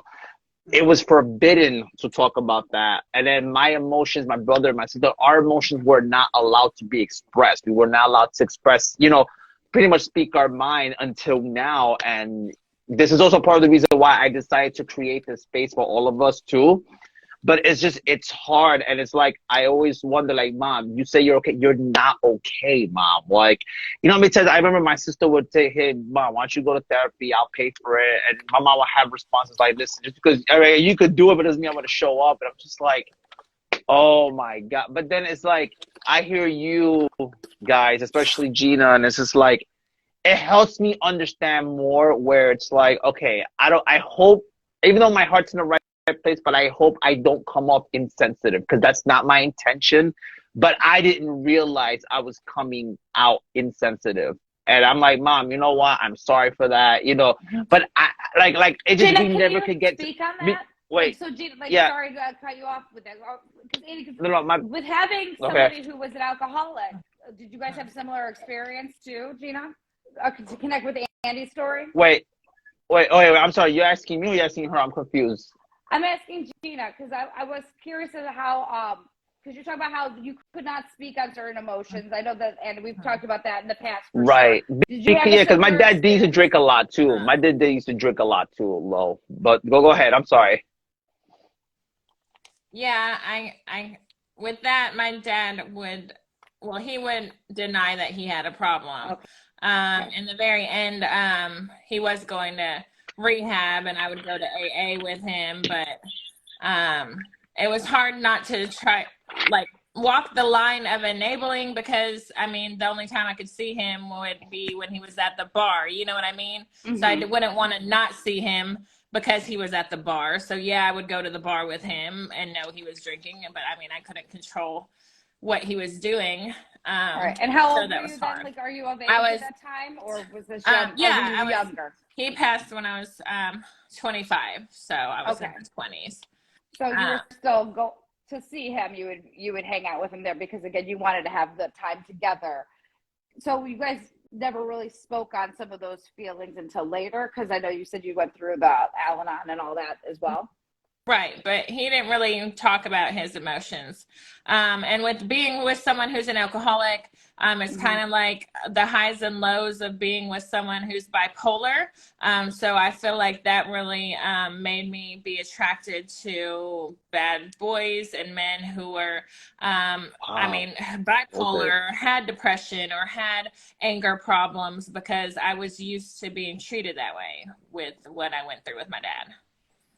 You know what's interesting, though? You said that, and I feel like that's what my sister went through. I remember years ago, my sister and I had this conversation because, you know, and you said about your father, when my dad, you know, again, like he used to play baseball too, the old timers league, so he would come home drunk, or let's say, whenever he was depressed, he would get drunk. And my mom pretty much had to deal with that. And me being the youngest of three, and I'm like, okay, I didn't understand what was going on, pretty much. And it's interesting how years later, I remember my sister and I had this conversation years later, how her first and second boyfriend, which is both her baby daddies, were alcoholics. And it's just interesting how what all comes down to, these are generational curses we kind of have to break. I guess that bondage, we have to just break that so we don't carry that on. But but what happens when we don't know it's going that direction until later? And I think what you just said made sense, where, you know, because you were around your dad, I guess something about that essence made you attractive to these people that way. So I guess in your opinion, why do you believe that is? In your honesty, there's no right or wrong answer, but like, in your opinion, why do you think that is? Because research and studies that I've read, also my mom was even said that, well, you're dating men that are like your father, like personality types of my father. But it feels more comfortable, the highs and lows, and having that chaos, and that drama and stress, unhealthy, the toxic relationships. You were used to that. And so I wasn't attracted to the good guys because I felt that they were boring. I wanted excitement, you know. Mm-hmm. But now that I've gotten healthier with me changing my type and going to therapy and working on myself, now I want a totally different type of person for my life, and someone who brings me positivity and is really emotionally available and good on communication and all of these things. No, and I think that's what it all comes down to. It's finding that piece. I think about like a puzzle. So it's finding that piece that fits. Because just because a puzzle, oh God, okay, wow, Andy, English, no. So it's like a puzzle, yeah. So you know how sometimes you find two pieces that look very similar. So even though they look like it fit, doesn't mean it really fits there. That's what I'm trying to say. I'm sorry. Yes, English. Angie, please take over, absolutely, please. no worries. I'll pick up the mic, Andy, because Gina, I think you did a very well thought out explain the fact that she brought up there are psychological studies, that she's not just making this shit up. But again, absolutely, what we have been raised with is something that we know. Again, Andy, like we talk about this all the time, you only know what you know. You know nothing else. So if people don't know who you are, they're never going to reach your work. And that's why we're talking to Gina tonight. And thank you for everybody who's joining us. We're talking about real deep shit right now, going into therapeutic stuff. But that's how it always goes with us, Andy, because that's what our writing is. It's real fucking shit. And yeah, absolutely. What we are comfortable with is what we kind of, and we think we're seeking something completely different, but it ends up being exactly the same situation that you're in. And absolutely, a lot of us are talking about therapy being super important, and our darling Gina has definitely been a proponent of, like, I've been through some stuff and therapy's important. She talked about being a child of somebody who's an alcoholic and how Al-Anon and some other programs have been very helpful. What was really helpful as far as, because again, Gina is living her best moment right now, but if you didn't join us earlier, we had Elijah Abraham join us. We were a Foursquare, so please don't be shy. Request to join. We welcome Yeah, if you have any questions or comments or anything you want to say, you could definitely request to join in, and Angela, the host, could I can bring it in. It is yeah, I'm putting format, you on the spot, Angela. Put me on the spot, but really we're putting the spotlight on because I know deep down inside, you get, nervous and anxiety. I'm trying to help you and Leon break out of your shell. Like, that's the because at the end of the day, like if it gets to a point where, okay, it is just you and I can step back and I'm good. Like, I don't mind stepping back just so you guys could do your thing. That's the way I see it. And that's the way it should be. It shouldn't always be Andy or Angela or whatever. It should be all of us. Well, it's all about the community, because that's who we were talking about today. And if you're just joining us, we are talking to Gina Carrillo. We gave away already a book tonight, so sorry you didn't join us early enough to get the free copy, but you can definitely already get the first book, Kaleidoscope, which is a collection of work from age 14 till about 2 years ago when this thing was published. Although, can you please talk about the other book, because we got two other books we're talking about. One is a collaboration. Hold it up. This is Poets United. This is Eric Shellman and my anthology book. It has 51 poets from around the world in it. Woo! Check it out on Amazon as well. Okay. And then you have a third a book, but it's really your second collection of work, right? That you Yes. have coming out. I'm working on Stained Glass Mosaics of Light that will have more poetry, also have art in it as well. So I am working on putting that together. Also, if you're just snap. Andy, we have not come up with anything. We have not done our schoolwork. Yes. We need a quote for the day. You guys, not for the day, through the week. We have a quote coming up on Monday. We need a quote, friends, out there. A spiky quote. Can you read the last week's quote one more time for everybody? Because I know we got some real awesome people in the chat tonight that can help us come up with a quote. Because tell them again. If they're just joining us, what happens every Monday? So every Monday, I put out a weekly flippant quote. So the one this week was, struggles themselves do not create karma or determine the way that you will evolve, only your responses to them. So we're trying to come up with another quote. Like the week before that quote was, let these pages show, with my heart I throw all I wanted you to know. So just something cute, kind of like a fortune cookie, but a little longer and a little more sarcastic. We don't need fortune cookies when we have Gina. It's all good. Oh my gosh, no, can I ask a serious question though? I had a fortune cookie the other day and it did not. All right. Hey, and it did I not got have power a now. So George, I had a fortune cookie without a fortune in it. Am I fucked? Is that bad luck? Because I had a fortune cookie with no paper in it. That's bad. That's bad. no, I don't know. I don't know much about that, but with my ex, I had gotten a bag of misfortune cookies. Oh, damn. And every once in a while, when we'd have Chinese, I'd switch it out. That's great. So I guess you're saying no fortune is better than a misfortune. Yes. Okay. I'll take it, George.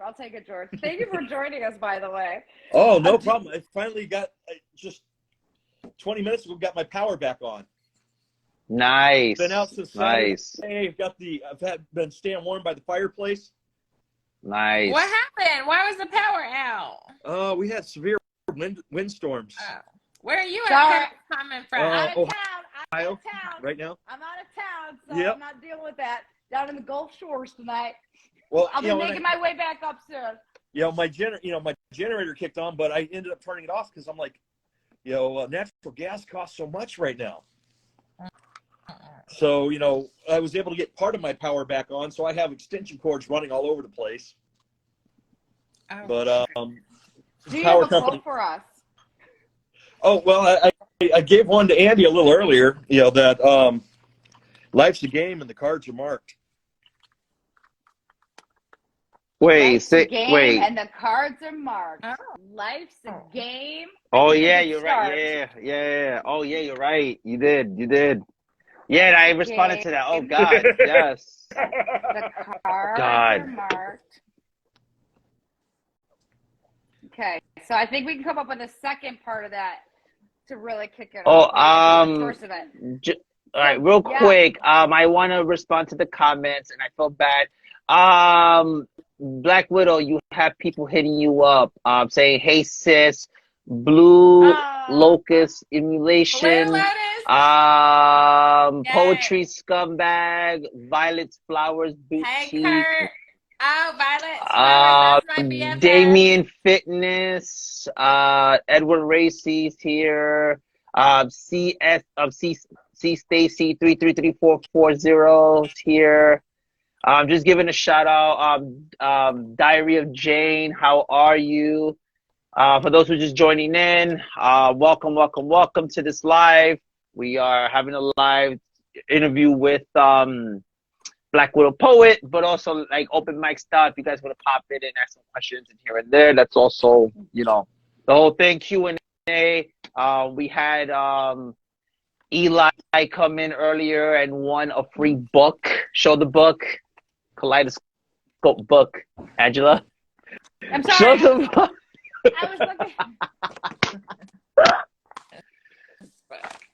So Very we're cool. we're gonna slowly start transitioning into doing giveaways and stuff like that. So this is like the second giveaway we've done already in our lives. So second winner. But and we have the start of our quote for hopefully our friend Gina for Monday. Life's a game, but the cards are marked. So I was going into one of my I have two references I always go to other than hearing my own work. I like Rhyme Zone and I love Power Thesaurus. So I was heading over to Rhyme Zone. So I'm sorry, guys. Heading over to Rhyme Zone. But George, now that we have you, do you have any what about our amazing poetess have you really responded to tonight, hearing her work? Because you've been with us for a little bit, even though you had no power, you've been entertained by us. So what about this amazing artist are we just so enamored by? Because I know I I'm love the enamored energy by she it. brings to it, and it's kind of a a mixture of a little bit of darkness with some pep to it. So you got some high powered pep with darkness, and it's like, wow, that really kicks off. It's not Thank you. just that. I don't know if everybody is familiar, because I might not have necessarily been this familiar, except I was there live, and that was my darling Gina has a sign off. So wow. that means she has an actual sign off about her Black Widow style poet as a woman, as a poet. She's got her own sign off, like her own theme song. Andy, we need to get our own theme song. This is true. Yeah, one day. Right now, can we drop it like that again? We're not ending it tonight, so we might make you do it this twice. But we need to think about having our own little sign off. Well, no, you know what's funny? It's funny. I used to as far as the theme song goes, I'm a big wrestling fanatic. So when I used to create at least on the older Xbox 360, you could use a playlist and put your own playlist in the game so you could come out to it. And I used to play this Foo Fighters song. It's one of those B-sides that never really made it to the album. I love B-side music for some reason. And they have a song called FFL, which means Fat Fucking Lie. And I felt like the way this song is, because it starts with Radiant Fire and then he starts singing whatever, and I'm just like, that's my theme song, but that's a whole different thing. I don't know, I might bring it back now since Gina got a theme song. Now I gotta use the theme song now. Well, you gotta hear this, because this was fucking awesome live. And then I do have a second question. Actually, let's hear the question first, because I'm the one steering the ship tonight, Andy, right? So when we did the open mic, some of us were on the stage and some of y'all were on the floor. And Gina, you were on the floor. And you said that you prefer being on the floor because you like to have more of that interaction. Do you prefer being on the floor when you perform poetry versus being higher up on a stage, or does it matter to you? I prefer being on the floor and either having just the one mic in the hand walking around, or just not having a mic, because I feel like once you get in people's space, get closer to them, it's more intimate. They can hear you more, you can make more eye contact, and be closer to them. And I like that better than being just further away. And sometimes those lights, I hate it when the lights are on, and so when I'm looking out on the audience, all I see are black figures, so I can't see your face or your eye contact or your expressions. So I don't like that. That's why I like getting closer. Makes sense. Yeah, Makes sense. There's a form of intimacy there when you do that. That makes sense. I get you. Because Frizzy really got intimate with the other guests. He does a really great job of interacting with the audience, like Andy. He captivates you. He comes right up to you. He did an erotica. Like a comedy show. Like almost like a comedy show. You don't want to sit in the front row. But oh my gosh, it was so incredible. But again, Black Widow Poet has this amazing kickoff. We're not dropping the mic and signing off, but we're dropping the mic to talk about signing off, because this is incredible. So let's Lost in Between String says, this is what I wanted to talk to you about, Gina. So that's Jeff. He actually created amazing music for one of my pieces. He's a brilliant musician. So check out. Do you wanna pop in and say a few things? Yes. This is open mic. I did send an invitation in, so hopefully it works out perfectly fine. I know we've been trying to catch up, but the time zones, are try one more time. they might not be able to, but I'm so happy that they were able to join and at least see us. Nope, they declined. No big deal. Maybe not ready to come on. It's okay. Wasn't prepared. It's but okay. yeah, We so understand. you said that Jeff was able to create music for you for your performances. Is that what you said? Versatile Vixen. Hello. Yes, he's created a few pieces that went with my poetry. So yeah, check out his stuff. But yeah, let me do my sign off. Well, it's my little piece called Black Widow, and I do it after some of my pieces before I leave the stage. They requested it. First they requested this. They requested it. It was that yeah, good. I didn't do it. I walked off the stage and he was like, "Come back and do your sign off." You get back up here. Angela's here. She's got to see this. So I said, is it because I'm a widow forever? Is it because of my broken heart? Is it because of my love of spiders, remembering Esmeralda, my pet? I've named all the ones I've met. My poetry may be dark at times, but there's a lot of love in these lines. Sometimes in the darkness, you see flashes of red or black.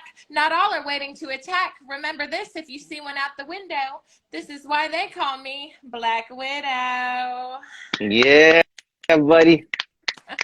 Nice. I love Where did that. that come from? Where did you come up with this? I mean, first of all, it's incredible, but where did you come up with this? Like, when was like, I got to do this. This is it. This is what I need to do. Because it's part of you, for sure. Well, a lot of people ask me why my stage name is Black Widow. You know, is it because I like the Avengers or superheroes, you know?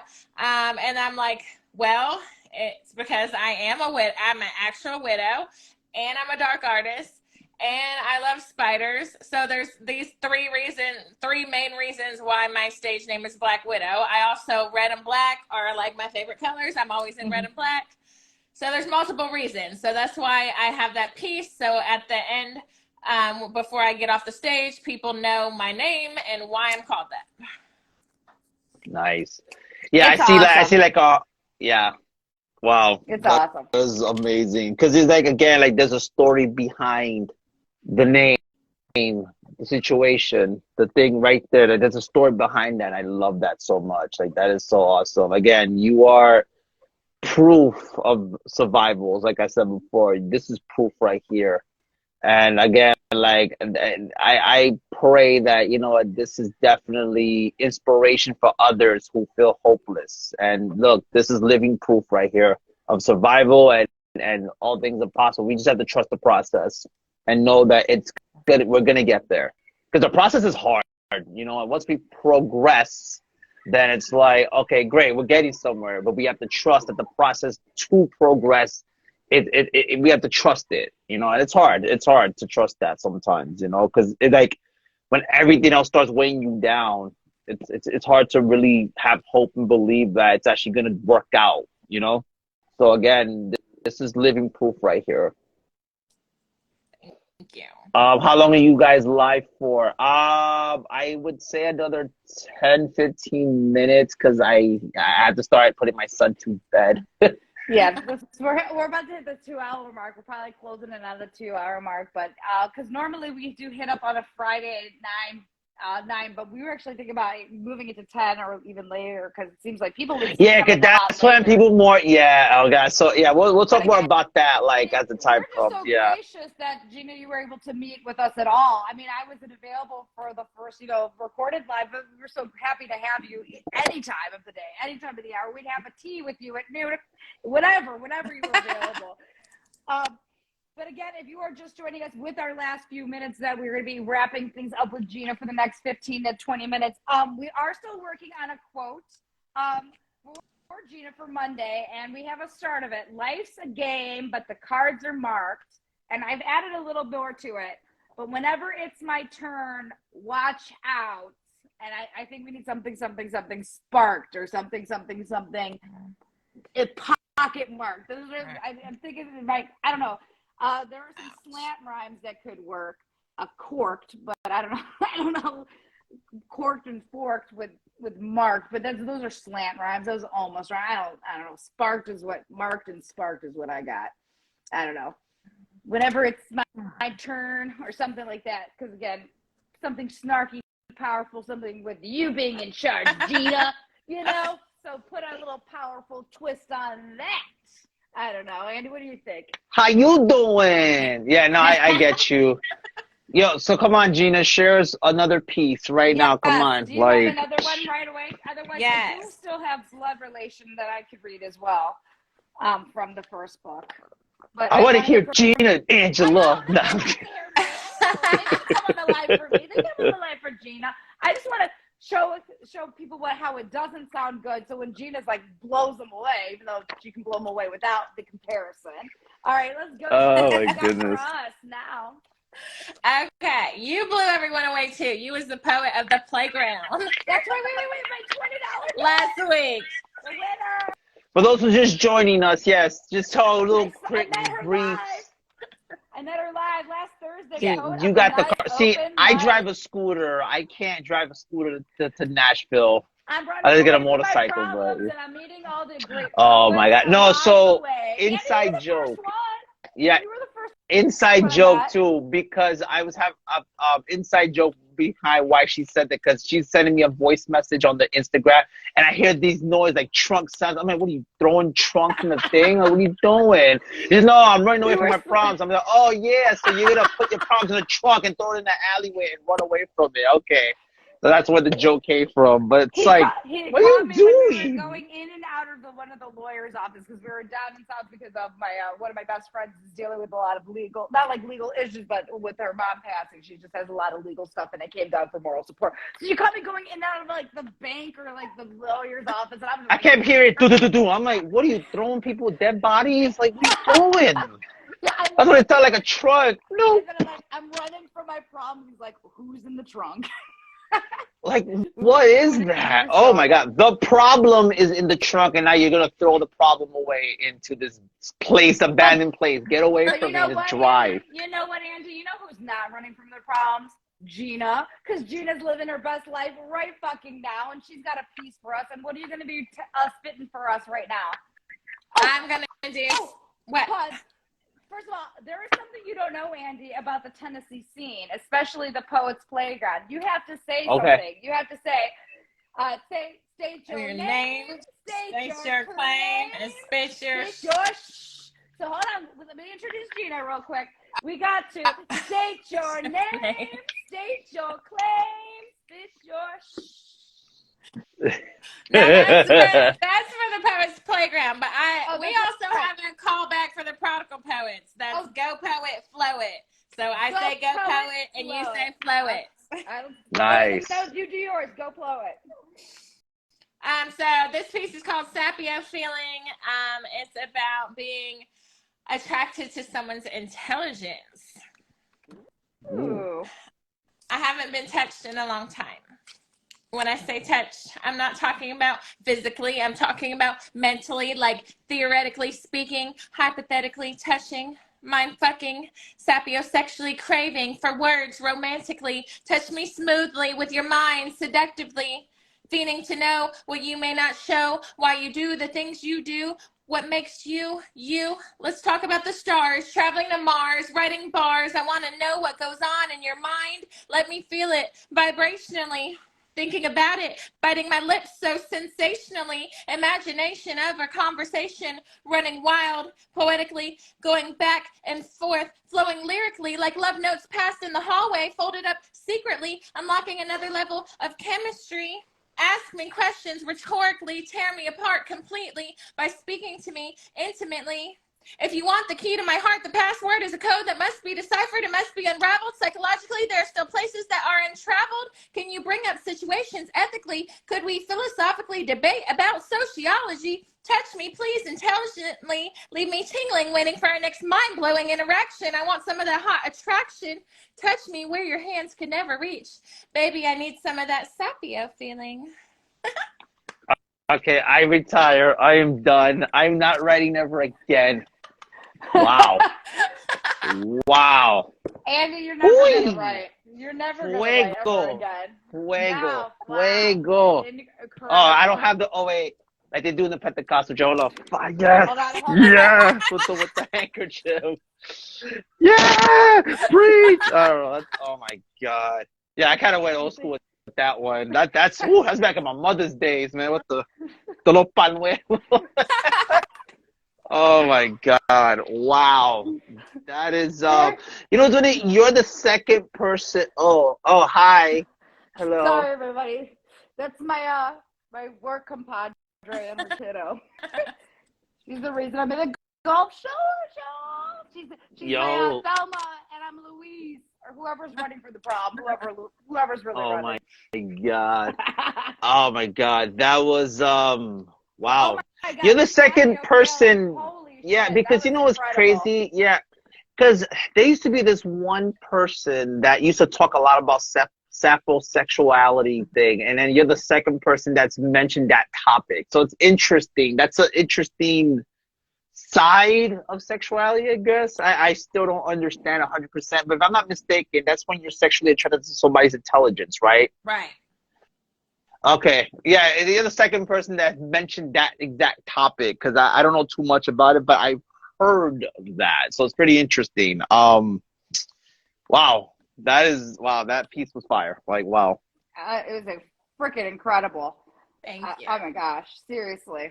Again, what a Ooh. multifaceted poet that we got right in front of us. Because again, we got into some pretty deep places, didn't we, Andy? We went to some dark places. Because again, when we had Elijah Abraham join us, they really spoke on the fact that they really appreciate hearing the dark side and how the overcoming that dark side, it doesn't change. And again, I'm paraphrasing their words, Andy, that and everybody else who's paying attention right now, that it doesn't get better, but it changes in a way that makes you better because you grow and you learn from something in this atmosphere. But then we also have something completely off the cuff and different. I mean, it's not off the cuff and different, but it's just totally a different situation. It's woo! It's hot. Yeah, you know what's crazy? Between part one and part two of the Gina series, I call it, right? I love the fact that we get to see different parts of Gina. So it's not just one thing. It's not just two things. It's multiple things. So now we just saw another side of her that's like, wow, this is amazing. Again, it goes back to just pretty much unraveling the influence around us. I know, pun intended. I know, I kind of had to throw that in there. What are you doing? Okay, wait, is this a new thing? What's going on? No, sorry, her son was walking around without a shirt on because they're going to the pool right outside. So I was trying to cover up the background for everybody. Sorry. That's it. We're gonna get canceled. Thanks, Angela. We're gonna get canceled. I don't want to have like that come up in our. I've already fucked up so many times, Andy. I don't want that to be also part of our issue. And so we had underage gentlemen. Oh gosh. Listen to back. Yeah. So oh my God. Let's end on that note. Word. Okay, so you go ahead, Angela. What else? What else you got? So again, just if you are just joining us, we are wrapping up our 2-hour special talking with part 2 of Gina Carrillo. We gave away Kaleidoscope, which is the first collection of her incredible, talented works. From 14 to 2 years ago, you are getting the incredible mindset and history and just these beautiful art pieces of Gina Carrillo right here at Black Widow Poet. She is a survivor in so many aspects of the word. She defines the word survivor. It's pretty fucking fantastic. She honored us with her presence tonight. She also has a collection where there was 51 poets in that right here, Poets United. She's in there, and it was her. And who is the other? Again, I'm so sorry. Eric Shaman. Yeah, we'll definitely make sure we have that individual put on our tagged when we do the tag. Andy's incredible with that. Thank you for that. And then she's also working on a second collection of poetry to come out pretty gosh darn soon. And it had such a beautiful, it had mosaic in the title. What was that beautiful title that you had again for the second collection? It's going to be called Stained Glass Mosaics of Lights.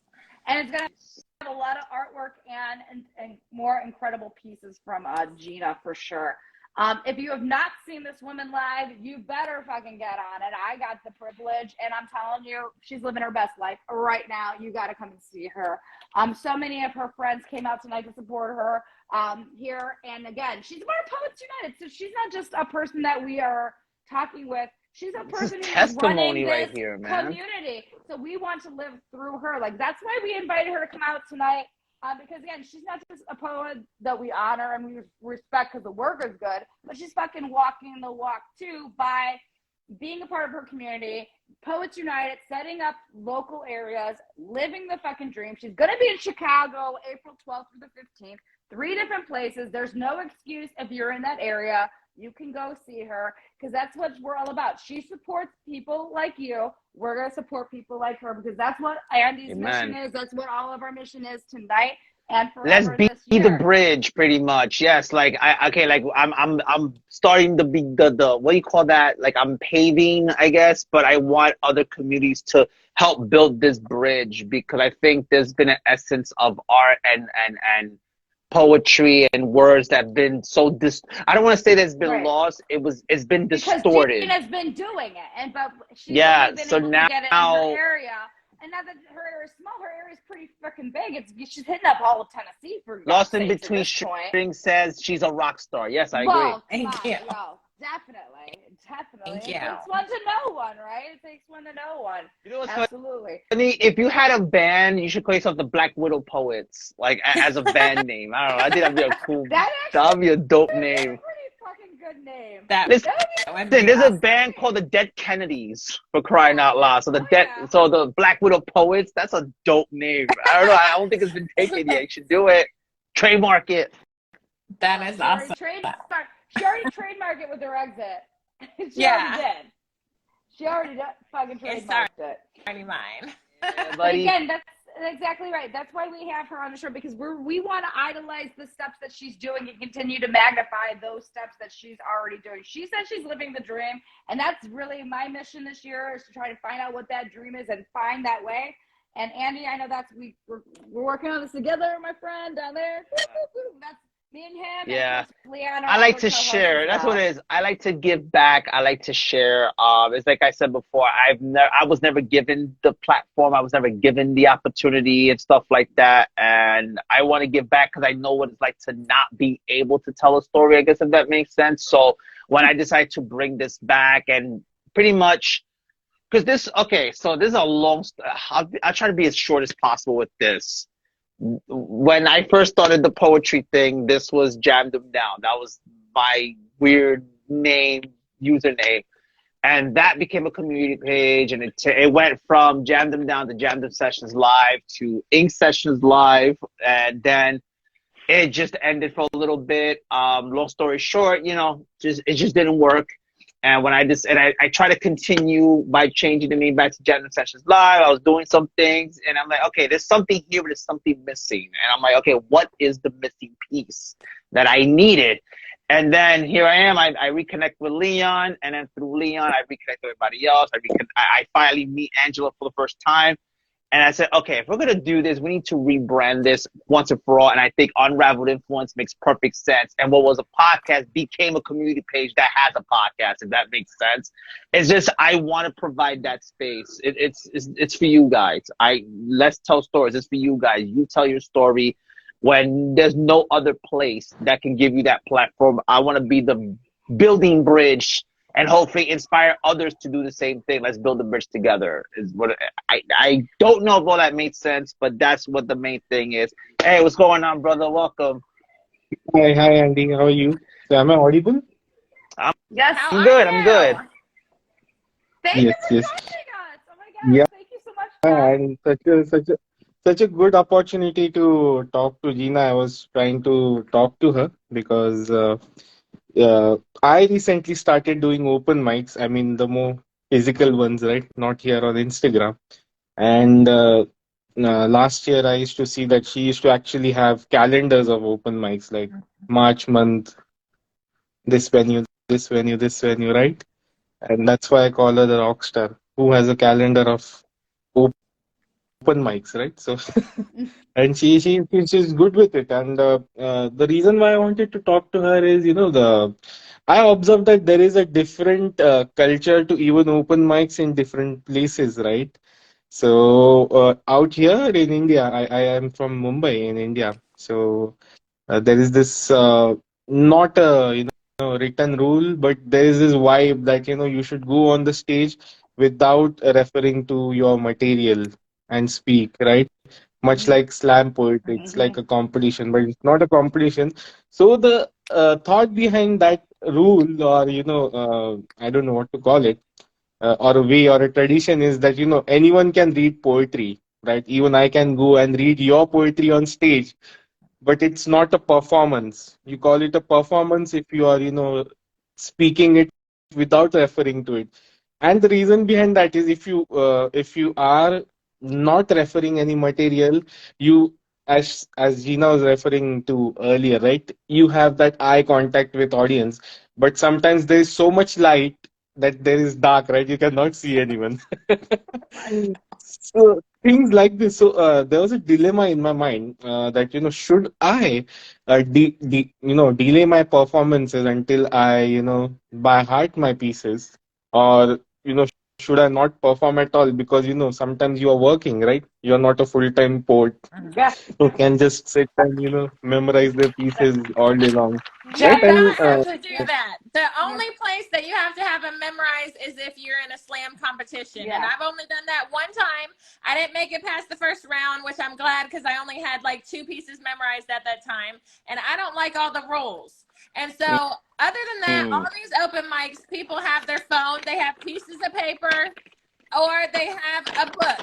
So get up there. It doesn't matter if it's memorized or not.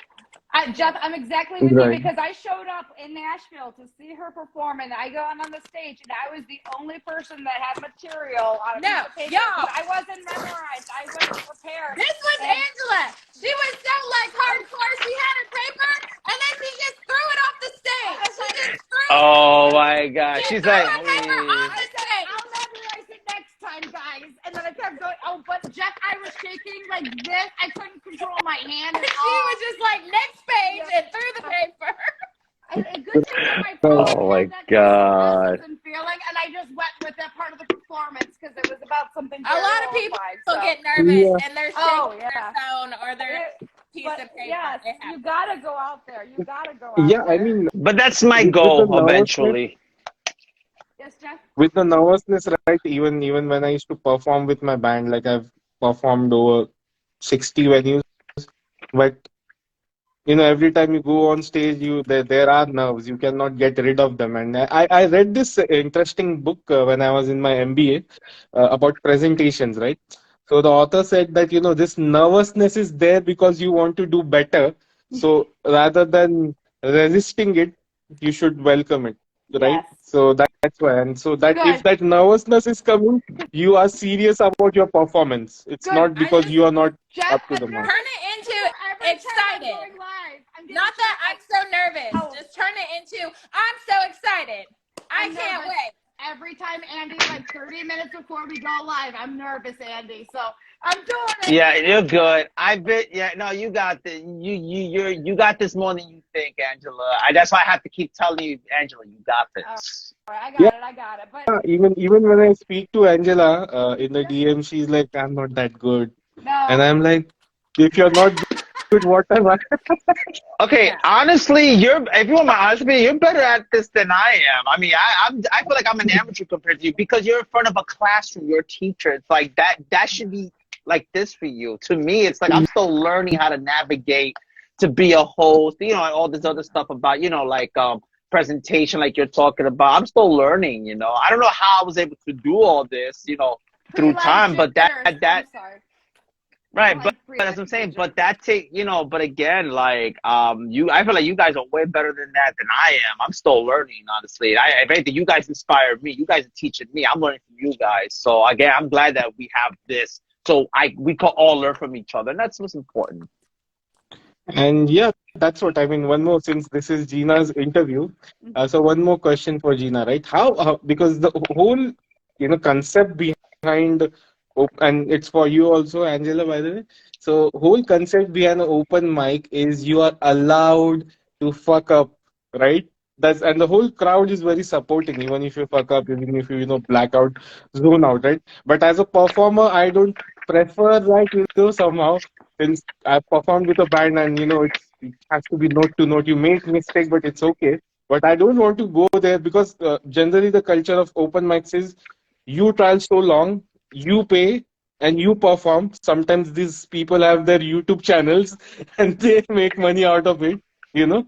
So I don't know to fuck up, right? When you go out there, right, perform, and should your mindset be just be about I should go there and I should enjoy, or how should be it? I mean, because Well, my pieces are, long as pieces, I cannot memorize them. That is for sure. you don't have to So, worry about it should that. be Don't worry yeah, about that.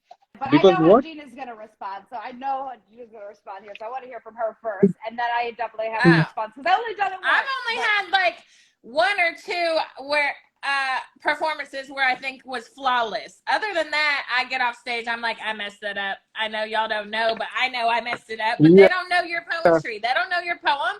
They do not know yes. you messed up unless you pause for too long. So if you mess up, just keep going. Fill Mm. it in with something. Repeat the last line. Keep going. Nobody will know. Absolutely, because I did my poem, a few lines I said backwards, and I kept that going flawlessly. And also, to be quite honest, that's part of the performance aspect of it itself. That's part of the performance art piece.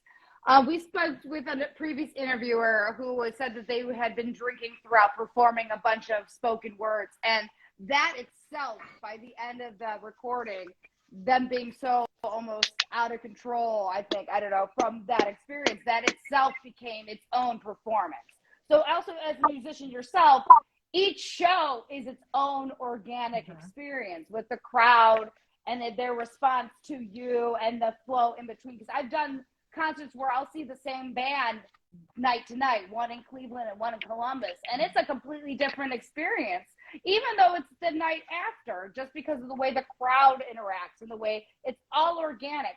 And you can't be afraid to fuck up. You just gotta live and do it. And as somebody who's Yeah. fucked up, and they fucking won. And you might change your set. Like on my show Sunday, I had a set I was gonna do that I practiced, and then I had two different poets. One did a customer service piece. The other one did a piece on chessboard, like a pawn, difficult people piece. And so I changed my set right then because I wanted to do pieces that were kind of like response pieces or pieces that were like theirs. And I was like, let me change it up because I want you to hear this piece that's about that and this piece that's about that. So you may change it. So you just Yeah. never know what's going to happen at a show, what type of audience you're going to be around, or what the other performers are going to do. You may want to change your show to gear it towards what you think that audience wants to hear at that time. And I think we really do Yeah. need to combine comedy, music, and spoken word, whether it's poetry or short, novellas, whatever, it's short pieces, because that's, I think, the interaction between the three are very similar. Because even like a comedic performance, the joke, sometimes you work as the audience is responding to you. And I think Gina is perfect in her response. You don't know necessarily how the vibe is going to be until you're there, and you might switch it up. So if Yeah. that's the case, you might not have a 12-set memorized playlist in your mind, and it's okay to have your. Right. You know what? Have it be a part of your performance. Have it be a part of the prop. Give it purpose. Jeff here challenged me because I'm a machine gun poet. I like being loud and performing faster pieces. And he composed music, and he wanted me to do it slow. And I was like, I don't like slow pieces. Like, I'm not flirty. I don't like really cheeky, warm pieces. I'd rather like go hard. Fast. And he was like, slow it down, enunciate your words. And I did it, and it came out beautifully, but I was out of my wheelhouse of my comfort level. Mhm. And it made But you I think, better. Yeah. yeah, I remember that That was piece. Dee's Yes. The first Hearts one, right? piece. Yes. And yeah, I mean, because this part about a lot of poets do that just to match the vibe of what other people are saying. And they're very transparent about it. I was going to do something different, but then I changed my piece. I wanted to speak about this topic, but I'm speaking about this. So somewhere I also feel that every region rather. I'm from India, right? You guys are from the US, and the vibe is the same, but somehow it uh, becomes accustomed to what place it is in. Because here in India, because the primary language is Hindi, English is not the primary language, right? First, so it's always going to be Hindi and then English. And Hindi is, largely understood in India. So it's always the Hindi language that, takes, uh, precedence, right? And there are very few English poets who do poetry, because being in India, you should be first doing pieces in Hindi, right? Mhm. And not in English.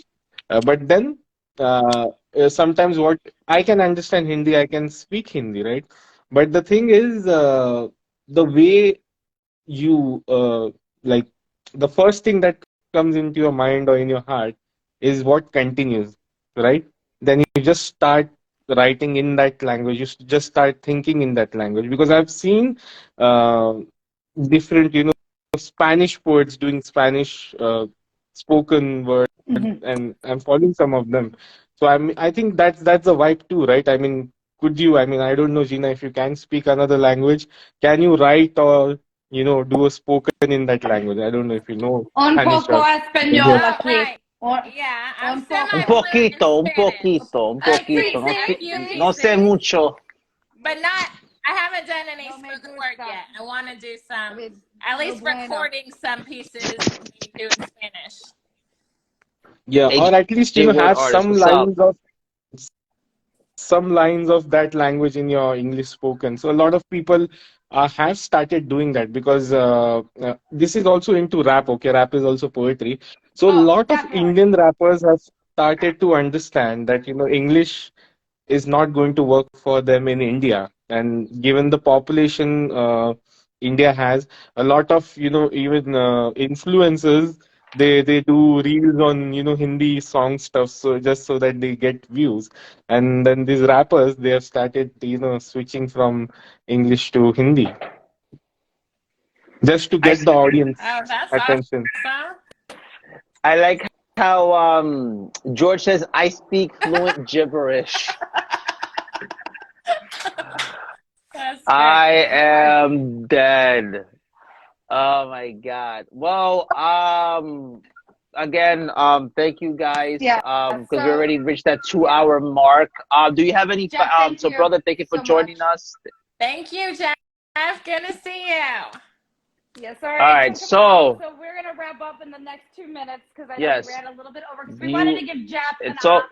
he was No, of actually able to course. join us. Thank So you I'm so for happy he was able letting him to. on. He's been trying to catch up with me, and we've been Of course. No, of course. having fun. Anytime. This That's is what this whole format's for. So again, we'll try to be a little bit better with maybe doing a 10 to 12 spot on Fridays because I know that seems to be hitting a We'll lot see. more of We'll the figure it out. international. We'll figure it out. We'll talk. We'll talk. That's behind the scenes. But All right. Gina, So any last few things real yeah. quickly? Like, thank you so much for joining us.